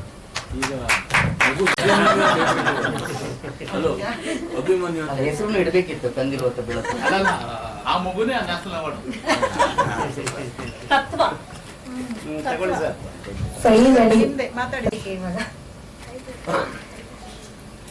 ಎಲ್ಲ ನನ್ನ ಮಾಧ್ಯಮ ಮಿತ್ರರವರಿಗೆ, ಮಾಧ್ಯಮ ಎಲ್ಲ ವರ್ಗದವರಿಗೆ, ಹಾಗೆ ಮುಖ್ಯವಾಗಿ ಇಡೀ ಕಂದಿಲು ಚಿತ್ರತಂಡ ನಾವಿಲ್ಲಿದ್ದೀವಿ, ನಮ್ಮನ್ನ ನೀವು ನೋಡ್ತಾ ಇದ್ದೀರಿ. ಈ ಸಿನಿಮಾದ ಈ ಗೆಲುವಿಗೆ ನೀವು ಕೂಡ ಎಲ್ಲ ಕಾರಣ ಆಗಿದ್ದೀರಿ, ತಂಡದವರು ಮತ್ತೆಲ್ಲ ನನ್ನ ಅಭಿಮಾನಿ ದೇವರುಗಳು, ನಮ್ಮ ಅನ್ನದಾತ, ಅನ್ನ ಬ್ರಹ್ಮ ಪ್ರಕಾಶ್ ಕಾರ್ಯಪ್ಪ ಸರ್, ನಿರ್ಮಾಪಕರು. ಚೆನ್ನಾಗಿ ಚಿಕ್ಕದಾಗಿ ಚೊಕ್ಕಟಾಗಿ ಕೆಲವೊಮ್ಮೆ ಪರ್ಸನಲ್ ಆಗಿ ಕರೆದು ಪ್ರಭಾಕರ್ ಸರ್ ಹೀಗಿದ್ರೆ ಚೆನ್ನಾಗಿರುತ್ತೆ ಅನ್ನೋ ಒಂದು ನಿರ್ದೇಶನ ನೀಡಿದಂತ ನಮ್ಮ ಯಶೋಧ ಮೇಡಮ್, ಅದು ಹೇಳ್ತೀನಿ ಆಮೇಲೆ, ಯಶೋಧ ಮೇಡಮ್ ಅವರು. ಹಾಗೆ ಬಹುಶಃ ನನಗೆ PVR ಸ್ವಾಮಿಯವರು ನನಗೆ ಎಲ್ಲಿ ಗುರಿ ಇಟ್ರು ಅಂತ ಗೊತ್ತಿಲ್ಲ ನನಗೆ. ನಾನು ಆಲ್ರೆಡಿ ಕುಂದಾಪುರ ಉಡುಪಿ ರಿಷಬ್ ಶೆಟ್ಟಿ ನಮ್ದು ಅದೇ ಊರು. ಕಾಲ್ ಬಂತು PR ಸ್ವಾಮಿಯವರ ನಾನು ಅವರ ಕ್ಯಾಮರಾ ಮಾಡಿ ಸಿನಿಮಾ ನೋಡಿದ್ದೀನಿ, ಅವ್ರನ್ನ ನಾನು ಛಾಯಾಚಿತ್ರದಲ್ಲಿ ನೋಡಿದ್ದೀನಿ. ಆದ್ರೆ ನನಗೆ ಅವರಿಗೆ ಎಲ್ಲೂ ಮುಖ ಪರಿಚಯ ಆಗಿದೆ, ಎಲ್ಲೂ ಇರಲಿಲ್ಲ. ಆದ್ರೆ ಇಂಥ ಅದ್ಭುತ ಒಬ್ಬ ಕ್ಯಾಮರಾಮನ್ ನನ್ಗೆ ಕಾಲ್ ಮಾಡ್ತಿದ್ದಾವಲ್ಲ, ಏನು ಸಿನಿಮಾ ಇರ್ಬೋದು, ಅದೇನು ಕ್ಯಾಮ್ರಾಮನ್ ಅಂತ ಕೇಳಿಕ್ಕೆ ಸಾಧ್ಯ ನನ್ನ ಮನ್ಸೊಳಗೆ ಬಂತು. ಪರವಾಗಿಲ್ಲ ಸರ್, ಯಾವಾಗ ಬರುತ್ತೆ ಮಾಡೋಣ ಅಂತ ಹೇಳಿದೆ. ಎಲ್ಲಿ ಲೊಕೇಶನ್ ಬರುತ್ತೆ ಆಗಿಲ್ಲ ಅಂತ. ಸರಿ ಓಕೆ ಅಂತ ಎಲ್ಲ ಆಯ್ತು. ಆಮೇಲೆ ನಡೆದ ಕಥೆನೇ ಬೇರೆ. ಅದೇನು ಶೂಟಿಂಗ್ ಅಂತ ಬರುವಾಗ ನಮ್ಮ ಕಥಾಗಾರರು ನನ್ನ ವೆಲ್ಕಮ್ ಮಾಡಿದ್ರು, ಒಂದು ಟ್ಯಾಕ್ಸಿಯಿಂದ ಕರ್ಕೊ ಬರ್ತಾ ಇದ್ರು. ಹಾಗೆ ಇವರು 14 ವರ್ಷದ ಹಿಂದಿನ ಕಥೆ ಇತಿಹಾಸ ನನ್ನ ಮುಂದೆ ಬರ್ತಾ ಇದೆ. ಕಾರಲ್ಲಿ ಹೇಳ್ತಾ ಇದ್ದಾರೆ, ಸರ್ ಇದು 14 ವರ್ಷ ಆಯ್ತು ಈ ಕಥೆ ಬರೆದಿಟ್ಟು, ನಾನು ಇದಕ್ಕಿನ್ನೊಂದು ಖುಷಿ ಸಿಕ್ಕಿಲ್ಲ, ನೋಡ್ಬೇಕು, ನಾನೇ ಮಾಡ್ಬೇಕು ಅಂತ ಇದ್ದೀನಿ ಸಿನಿಮಾ, ಅದಾಗಿಲ್ಲ ಹಾಗೀಗಂತ ಹೇಳಿದ್ರು ಅವರು, ಪೀಠಿಕೆಗಳು ಕೇಳಿದ್ರು. ಆದ್ರೆ ಕತೆ ಹೇಳುವಾಗ ಮಾತ್ರ ನಾವು ಒಂದು ಪ್ರಶ್ನೆ ಮಾಡಿದೆ ಸರಿಗೆ ಅಲ್ಲೇ ಕಾರಿನಲ್ಲಿ, ಸರ್ ಈ ಪಾತ್ರ ಮಾಡ್ಲಿಕ್ಕೆ ನಾನು ಸಾಧ್ಯನಾ, ನನ್ನ ಹತ್ರ ಆಗತ್ತ ಈ ಪಾತ್ರ ಅಂದ್ರೆ? ಯಾಕಂತ ಹೇಳಿದ್ರೆ ನನ್ಗೆ ಪ್ರಕಾಶ್ ಕಾರ್ಯಪ್ಪ ಸರ್ ಹೇಳಿದ್ರೆ ನನ್ನ ಕಲಾತ್ಮಕ ಚಿತ್ರ ತುಂಬಾ ಇಷ್ಟ. ನಾನು ಮುಂಚಿನೂ ಕಲಾತ್ಮಕ ಚಿತ್ರ ಗಿರೀಶ್ ಕಾಸರಳ್ಳಿ ಅವರ ಗುಲಾಬಿ ಟಾಕೀಸಿಂದ ನಾನು ಮಾಡ್ಕೊಂಡು ಬಂದವನು. ಇನ್ನೊಂದು ಅಂದ್ರೆ ನನಗೆ ನನ್ನ ಯಾವುದೇ ಒಂದು ಸ್ವಂತಿಕೆಯಿಂದ ಹೇಳ್ತಾ ಇಲ್ಲ, ಕಲಾತ್ಮಕ ಚಿತ್ರಗಳು ನಾನು ಇಷ್ಟರವರೆಗೆ ನಟನೆ ಮಾಡಿದ ತುಂಬಾ ಸಿನಿಮಾಗಳಿರ್ಬೋದು, ನನಗಲ್ಲದಿದ್ರು ಆ ಸಿನಿಮಾಗಳಿಗೆ ಎಲ್ಲ ಪ್ರಶಸ್ತಿಗಳು ಬಂದಿವೆ. ಕಾಂತಾರ ಸಮೇತ ಕೊನೆಯಲ್ಲಿ ಹೆಚ್ಚಿನ ಸಿನಿಮಾಗಳು, ಮೂಕಜ್ಜಿ ಕನಸುಗಳು ಅಥವಾ ನಮ್ಮ ಜೀವಿ ಸರ್ ಅವರದ್ದು ವೈಷ್ಣವಿ ಇರ್ಬೋದು, ಗಿರೀಶ್ ಕಾಸರಳ್ಳಿ ಅವರ ಪ್ರತಿಯೊಂದು ಬಿಡಿ ಎಲ್ಲೂ ಹೊಳಿದಾರು ಕಂಡಂತೆ ಪ್ರತಿ ಒಂದು ಸಿನಿಮಾಗಳು ಏನಾದ್ರೂ ಪ್ರಶಸ್ತಿ, ಪಿಂಗಾರ ಇರ್ಬೋದು, ತುಂಬಾ ಸಿನಿಮಾಗಳಿವೆ, ಅವೆಲ್ಲ ಲಭಿಸಿವೆ. ನನ್ನ ಮನಸ್ಸೊಳಗೆ ಇನ್ನೊಂದು ಒಕ್ಕ ಪ್ರಶ್ನೆ ಅಂತ ಹೇಳಿದ್ರೆ, ಈ ಕಲಾತ್ಮಕ ಚಿತ್ರ ಇಷ್ಟು ಇದೆ, ಈ ಶಿವನ ಪಾತ್ರ ಮಾಡ್ಲಿಕ್ಕೆ ಸಾಧ್ಯನಾ? ನಮ್ಗೆ ಭಾಷೆ ಸರ್ ಹೇಳಿದಾಗೆ ಭಾಷೆಯ ತೊಂದರೆ ಇದೆ. ನಾನು ಕುಂದಾಪುರದ ಕಡೆಯಲ್ಲಿ ನಿಮ್ಗೆ ಗೊತ್ತಿದೆ, ಹಾಯ್ ನಮಸ್ಕಾರ ಅಂತಾರೆ ಕುಂದಾಪುರ ಭಾಷೆಯಲ್ಲಿ. ನಮ್ದು ಆಡು ಭಾಷೆ ಹಾಯ್ ನಮಸ್ಕಾರ, ಉಂಡ್ರಿಯ ತಿಂದ್ರಿಯ ಮನಿಕಂಡ್ರಿ ಏಕೆಂದ್ರೆ ಒಂದು ಕುಂದಾಪುರ ಭಾಷೆ ನಮ್ ರವಿ ಗೊತ್ತು ನಾವೆಲ್ಲ ಹೇಳ್ದಂಗೆ. ಅದೇ ನಾವು ಸ್ವಲ್ಪ ಉಡುಪಿ ಬಂದ್ರೆ ಹೇಗಿದ್ದೀರಾ, ಚೆನ್ನಾಗಿದ್ದೀರಾ, ಮತ್ತೆ ಮಾತಾಡೋದಿಲ್ವಾ, ಹಾಗೆ ಈಗ ಸೂತ್ರ ಹಾಗೆ ಅದೇ ತರ ಇದ್ಯಾಕೆ ಬರುದು ನನಗೆ ಇಲ್ಲ ಅಂದ್ರೆ ನೋಡಿದೆ. ಪ್ರಥಮ ದಿನ ಬಹುಶಃ ನಾಗೇಶ್ವರ ಅವರೆಲ್ಲ ನನ್ನ ಮುಖ ನೋಡ್ಲಿಕ್ಕೆ ಶುರು ಮಾಡಿದ್ದಾರೆ, ಮೇಡಮ್ ನೋಡಿದ್ದಾರೆ. ಪ್ರಥಮ ದಿನ ಶೂಟಿಂಗ್ ನಲ್ಲಿ ಮನುಷ್ಯ ಮಾಡ್ತಾನೋ ಶೂಟಿಂಗ್ ಅನ್ನೋದು ಭಾವನೆ ಬಂತಲ್ಲ, ಯಾಕಂದ್ರೆ ಆತರ ಆಕ್ಟಿಂಗ್ ಬಗ್ಗೆ ಬಹುಶಃ ಮನಸ್ಸಿಗೆ ಭಾಷೆಯ ತೊಡಕಿತ್ತು. ಏನೋ ಒಂದು ಪ್ಲಾನ್ ಮಾಡ್ಕೊಂಡೆ. ಆಮೇಲೆ ಆರಾಮಾಗಿ ಅದೇನೋ ನನಗೆ ಒಂದು 8-8ವರೆಗೆ ಬಿಟ್ಟಿದ್ದಾರೆ ಇಲ್ಲಿಂದ. ನಾನು ರೂಮ್ಗೆ ಹೋದೆ, ತುಂಬಾ ಯೋಚನೆ ಮಾಡಿದೆ ಇದ್ರ ಬಗ್ಗೆ ಏನ್ ಮಾಡೋಣ ಅಂತ. ಮತ್ತೆ ಕೆಲವುಗಳನ್ನೆಲ್ಲ ಸ್ವಲ್ಪ ತಲೆ ಹಾಕೊಂಡೆ. ಅದು ಮಾಡಿದ್ರಿಂದ ನಮ್ದು ಸ್ವಲ್ಪ ಚಾರ್ಜ್ ಆಯ್ತು. ಚಾರ್ಜ್ ಆದಾಗ ಆ ಸೀನ್ಗಳು ನನ್ಗೂ ಒಂದು ವಿಷಯ ಹೇಳ್ತೇನೆ, ಈ ಶೀಬಾ ಅನ್ನೋದನ್ನ ಪ್ರಭಾಕರ್ ಕುಂದರಾಗಿ ಅಥವಾ ನಾನು ಈ ಕಾಂತಾರ ಸಿನಿಮಾದಲ್ಲಿ ಮಾಧವಾಚಾರ್ಯ ಪಾತ್ರ ಮಾಡಿದ್ನೋ ಆ ತರ ಅಲ್ಲ. ಅದು ಹೇಳಿದ ಒಂದು ಗುಂಗು ಇದೆ, ಅದರಲ್ಲಿ ಗುಂಗು ಇದೆ, ಆ ಗುಂಗಿಲ್ಲ, ಕುಡಿತದ ಗುಂಗು ಯಾವುದಿಲ್ಲ. ಬಹುಶಃ ನನಗೆ ಸತ್ಯ ನಾನು ಓಪನ್ ಆಗಿ ಹೇಳ್ತೇನೆ, ನನಗೆ ಸಿಗರೇಟ್ ಇಲ್ಲ, ಮಾತ್ರ ನನಗೆ ಯಾವುದೇ ಒಂದು ಡ್ರಿಂಕ್ಸ್ ಆಗಿಲ್ಲ, ಯಾವುದೇ ನನ್ನ ನೈಜ ಇದ್ರಲ್ಲಿ ಯಾವುದೂ ಇಲ್ಲ. ಆದ್ರೂ ಕೂಡ ಹೇಳುದನ್ನ ಕೇಳಿದ್ದೆ. ಇನ್ನೊಂದು ಬೇರೆ ಅಂತ, ಗಾಂಜಾ ಮುಖ್ಯ ಬೇರೆ ಅಂತೆ, ಡ್ರಿಂಕ್ಸ್ ಅದು ಬೇರೆ ಅಂತ ಇರ್ತಾರೆ. ಅದನ್ನೆಲ್ಲ ನಾವು ಪ್ರಾಕ್ಟಿಕಲ್ ಆಗಿ ನಾವು ಮಾಡ್ಕೊಂಡು ಹೋಗ್ಬೇಕು ಯಾವುದಿದ್ರಲ್ಲಿ. ನನಗೆ ಇಲ್ಲಿ ಇವತ್ತು ಮಾಧ್ಯಮದವ್ರ ಮುಂದೆ ಹೇಳ್ತೇನೆ, ಇವಾಗ್ಲೂ ನನಗೆ ಮೇಡಮ್ ಏನೋ ಒಂದು ಫೀಲ್ ಕೊಟ್ರು ಇಲ್ಲಿ, ಅವರ ಮಾವನ ವಿಷಯದಲ್ಲಿ ಇರ್ಬೋದು. ಆ ಫೀಲ್ ಅನ್ನೋದು ನಮ್ಮಿಬ್ಬರ ಆಕ್ಟಿಂಗ್ ನಲ್ಲಿ ಇತ್ತು. ಆ ಒಂದು ಹೇಳಬಲ್ಲೆ ನಾನು. ಅದು ಎಲ್ಲೂ ಸರ್ ನನ್ನ ಕಣ್ಣೀರು ಅದು ಗೊತ್ತಿದೆ ಸರ್. ಎಲ್ಲೂ ನನ್ಗೆ ಯಾವುದೇ ಆಧುನಿಕತೆಯಾಗಿ ತಾಂತ್ರಿಕತೆಯಲ್ಲಿ ಆಗಿ ನನಗೆ ಅದು ಕಣ್ಣೀರು ತರಿಸಿದ್ದಲ್ಲ. ನನ್ನ ಅದು ರಿಯಾಲಿಟಿ ಅಂದ್ರೆ ಯಾಕಂದ್ರೆ ಶೀಬನಾಗಿ ನಾನು ಪಾತ್ರದಲ್ಲಿ ನಿಜವಾಗಿ ಶೀಬನೇ ಆಗಿದ್ದೆ ನಾನು. ಹೇಳಿದ್ದೆ ನಮ್ಮ ಗುರು ತೇಜಸ್, ನನ್ನ ಹೆಣ್ಣದಿಂದ ಸ್ಟಾರ್ಟ್ ಆಗುತ್ತೆ ಅಂತ. ಹೆಣ್ಣ ಅಲ್ಲ ಗುರು, ಅದು ಪ್ರಶಸ್ತಿಯ ಸಂಕೇತ. ಈ ಸಿನಿಮಾದ ರಾಷ್ಟ್ರೀಯ ನನಗೆ 15ನೇ ಫಿಲ್ಮ್ ಫೆಸ್ಟಿವಲ್ ಕನ್ನಡದಲ್ಲಿ ಅಲ್ಲಿ ದ್ವಿತೀಯ ಅತ್ಯುತ್ತಮ ಕನ್ನಡ ಚಿತ್ರ ಬರುವಾಗ ನಾನು ನಮ್ಮ ತಂಡದಲ್ಲಿ ಹೇಳ್ಕೊಂಡಿದ್ದೀನಿ, ಯಾರಿಗೆ ನೆನಪಿದೆ ಎಂದು ಗೊತ್ತಿಲ್ಲ, ಇದು ಚಾನ್ಸಸ್ ಇದೆ, ಇದು ರಾಷ್ಟ್ರ ಪ್ರಶಸ್ತಿ ಹೋಗುವಂತ ಅವಕಾಶ ಸುರೇಶ್ ಹತ್ರನೂ ಹೇಳಿದ್ದೀನಿ ನಾನು ಅಲ್ವಾ, ಅಲ್ಲೇ ಕೂತ್ಕೊಂಡಲ್ಲಿ ಹೇಳಿದ್ದೀನಿ. ಅದು ಮಾತು ಸತ್ಯ ಆಗಿದೆ. ಅದಕ್ಕೆ ಏನು ಕಾರಣ ಅಂತ ಹೇಳಿದ್ರೆ ನಮ್ಮ ಇಡೀ ತಂಡದ ಪ್ರಯತ್ನ, ಇಲ್ಲಿ ಯಾವ ಒಬ್ಬ ಕಲಾವಿದನಿಂದ ಅಲ್ಲ. ಇದಕ್ಕೆ ಜೋರಾದ ಚಪ್ಪಾಳೆ ಕೊಡಲೇಬೇಕು. ಯಾಕಂತ ಹೇಳಿದ್ರೆ ನಿಮ್ಮೆಲ್ಲರ ಪ್ರಯತ್ನ ಇದೆ ಇದರಲ್ಲಿ. ನಮ್ಮನ್ನು ಹುರಿದುಂಬಿಸಿದವರು ನೀವು. ಮತ್ತೊಬ್ಬ ನಮ್ಮ ಪ್ರೊಡಕ್ಷನ್ ಅಲ್ಲಿ ಮುಖ್ಯವಾಗಿ ನಮ್ಗೆ ನೋಡ್ಕೊಳ್ಳೋರು ಬೆಳಿಗ್ಗಿಂದ ಸಂಜೆವರೆಗೆ ಅವರ ಅನ್ನದಾತ ನಮ್ಮ ಸರ್. ಮೂರ್ತಿ ಸರ್. ಅಂದ್ರೆ ಎಲ್ಲರೂ ಗೊತ್ತಾಗುತ್ತೆ ನಮ್ಗೆಲ್ಲ ಸ್ವಲ್ಪ ಟೀ ಕುಡಿತೀರಾ, ಕಾಫಿ ಕುಡಿತೀರಾ ಅಂದ್ರೆ ಅದು ಆ ಟೈಮ್ ನಲ್ಲಿ.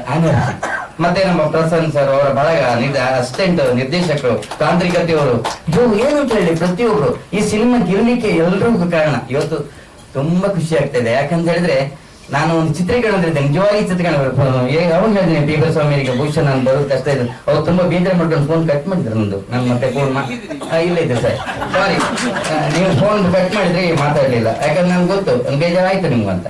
ಆದ್ರೆ ಮತ್ತೆ ಫೋನ್ ಮಾಡಿ ಹೇಳಿದೆ ಈಗ ಹೊರಟಿದ್ದೀನಿ ಸರ್ ಅಂತ. ನಿಜವಾಗಿ 11 ಗಂಟೆಗೆ ಶೂಟ್ ಮುಗಿಸಿ 11:20ಕ್ಕೆ ಬಸ್ ತರಿಸಿ ನಾನು ಬೆಳಿಗ್ಗೆ ಬಂದೆ. ಯಾಕಂದ್ರೆ ಈ ತಂಡ ನಮ್ದು ಅಂತ ಒಂದು ಭಾವನೆ ತುಂಬಾ ಖುಷಿಯಾಗಿದೆ. ಇಡೀ ತಂಡಕ್ಕೆ ಮತ್ತೊಮ್ಮೆ ಸ್ವಾಮಿ ಸರ್ ನಿಮ್ಮನ್ನ ಯಾವತ್ತೂ ನಾನು ಮರೆಯುವುದಿಲ್ಲ. ನನ್ನ ನಟನೆಗೆ ಅವಕಾಶ ಕೊಟ್ಟಿದ್ರೆ ಅಂತ ಇಲ್ಲಿ ಎಲ್ಲಿ ಮೆಚ್ಚುಗೆ ಅಲ್ಲ, ಒಂದು ಉತ್ತಮ ಸಿನಿಮಾಕ್ಕೆ ನನ್ನನ್ನು ಕರೆದು ಇಲ್ಲಿ ಒಂದು ಕಥಾನಾಯಕ ನನಗೆ ಮಾಡಿದ್ರಲ್ಲ, ತುಂಬಾ ಖುಷಿ, ತುಂಬಾ ಈ ತಂಡಕ್ಕೆ ಧನ್ಯವಾದಗಳು. ಹಾಗೆ ನೋಡಿ ಇದನ್ನ ಹೇಳೋದೇನಿಲ್ಲ, ಅಕ್ಟೋಬರ್ 2ಕ್ಕೆ ನಮ್ಮ ಕಾಂತಾರ ಸಿನಿಮಾ ಮತ್ತೆ ನಿಮ್ಮ ಕಣ್ಣು ನೋಡಿ ಪ್ರಮೋಷನ್ ಗ್ಯಾಪ್ ಅಲ್ಲಿ ಇನ್ನೊಂದು ಪ್ರಚಾರ ಮಾಡ್ಕೊಂಡ್ರು.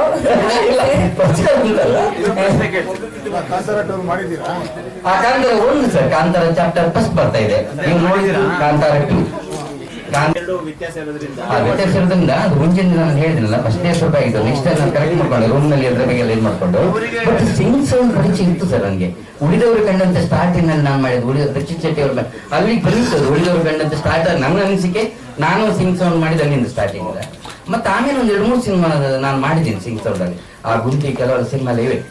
ಇಲ್ಲಿ ಅಲ್ಲ ಅಲ್ಲಿ ಹೇಳಿದ್ದೆ ನಾನು ಸಿಂಗ್ ಸೌಂಡ್ ಇರುವಾಗ ನೀವು ಹೇಳಿದಾಗ ಭಯ ಇರುತ್ತೆ, ಒಳ ಭಯ, ಎಲ್ಲಾದ್ರೂ ಮಿಸ್ ಆಗಿ ಹೋಗುತ್ತೇನೋ ಅಂತ. ಮಿಸ್ ಆಗಿರೋದನ್ನ ಗೊತ್ತಿಲ್ಲ. ಅದು ಕಂದ್ರಿ ಸಿನಿಮಾ ನೀವು ರಿಲೀಸ್ ಮಾಡಿ ಸದ್ಯ ಮೇಡಮ್ ಹೇಳಿ ರಿಲೀಸ್ ಮಾಡ್ತಾರಂತ. ರಿಲೀಸ್ ಮಾಡಿದ್ರೆ ನೀವು ಹುಡುಕ್ಬೇಕು ಎಲ್ಲಾದ್ರೂ ನಂದು ಏನಾದ್ರು ಆಗಿದೆ ಅಂತ, ತೊಂದ್ರೆ ಆಗಿದೆ ನಂಗೆ ಗೊತ್ತಿಲ್ಲ ಆಗಿರ್ಬೋದು ಎಲ್ಲ. ಅದು ಸಾರಿ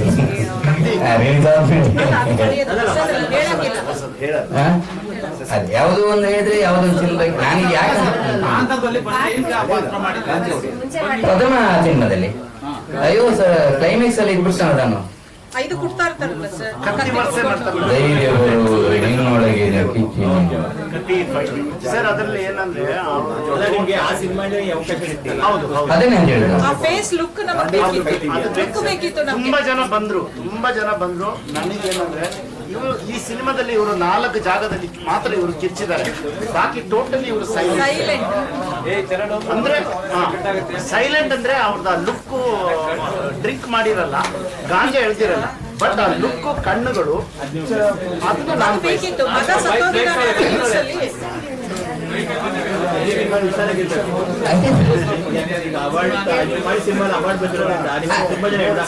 ಅಲ್ಲ ಸರ್, ನಾನು ಈಗ ಮತ್ತೆ ಇನ್ನೊಂದ್ಸಲ ಮಾಡ್ತೀನಿ. ಬೇಕಾದಷ್ಟು ಸಿನಿಮಾಗಳಿಗೆ ಮಾಡಿದ್ದಾರೆ, ಮತ್ತೆ ಇದರಲ್ಲಿ ಹೀರೋ ಆಗಿ ಅವರೇ ಮಾಡಿದ್ದು. ಈಗ ಮೊನ್ನೆ ಪ್ರಕಾಶ್ ದಯವಿಟ್ಟು ಕಾಫಿ ಬಜ್ಜಿ ಎಲ್ಲ ಇದೆ. ದೇವಸ್ಥಾನಕ್ಕೆ ಯಾರು ಹಾಗೆ ಕೂತೀರಿ? ಈ ಕಡೆ ಇಲ್ಲಿ ಸ್ವಾಮಿ ಕಾಫಿನೇ ಕೊಡಿಸ್ಬೇಕಾ? ಬರೀ ಕಾಫಿ ಟೀಲೆ ಮುಗಿಸ್ಬಿಟ್ಟು ಬರೀ ಕಾಫಿ ಬೋಂಡ್ ಎಲ್ಲ ಮುಗಿಸ್ಬಿಟ್ರೆ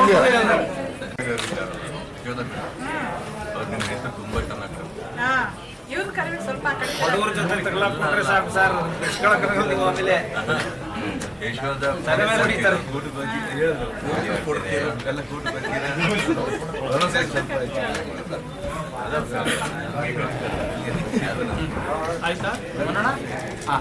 ಥ್ಯಾಂಕ್ ಯು ಎಲ್ಲರಿಗೂ ಧನ್ಯವಾದಗಳು.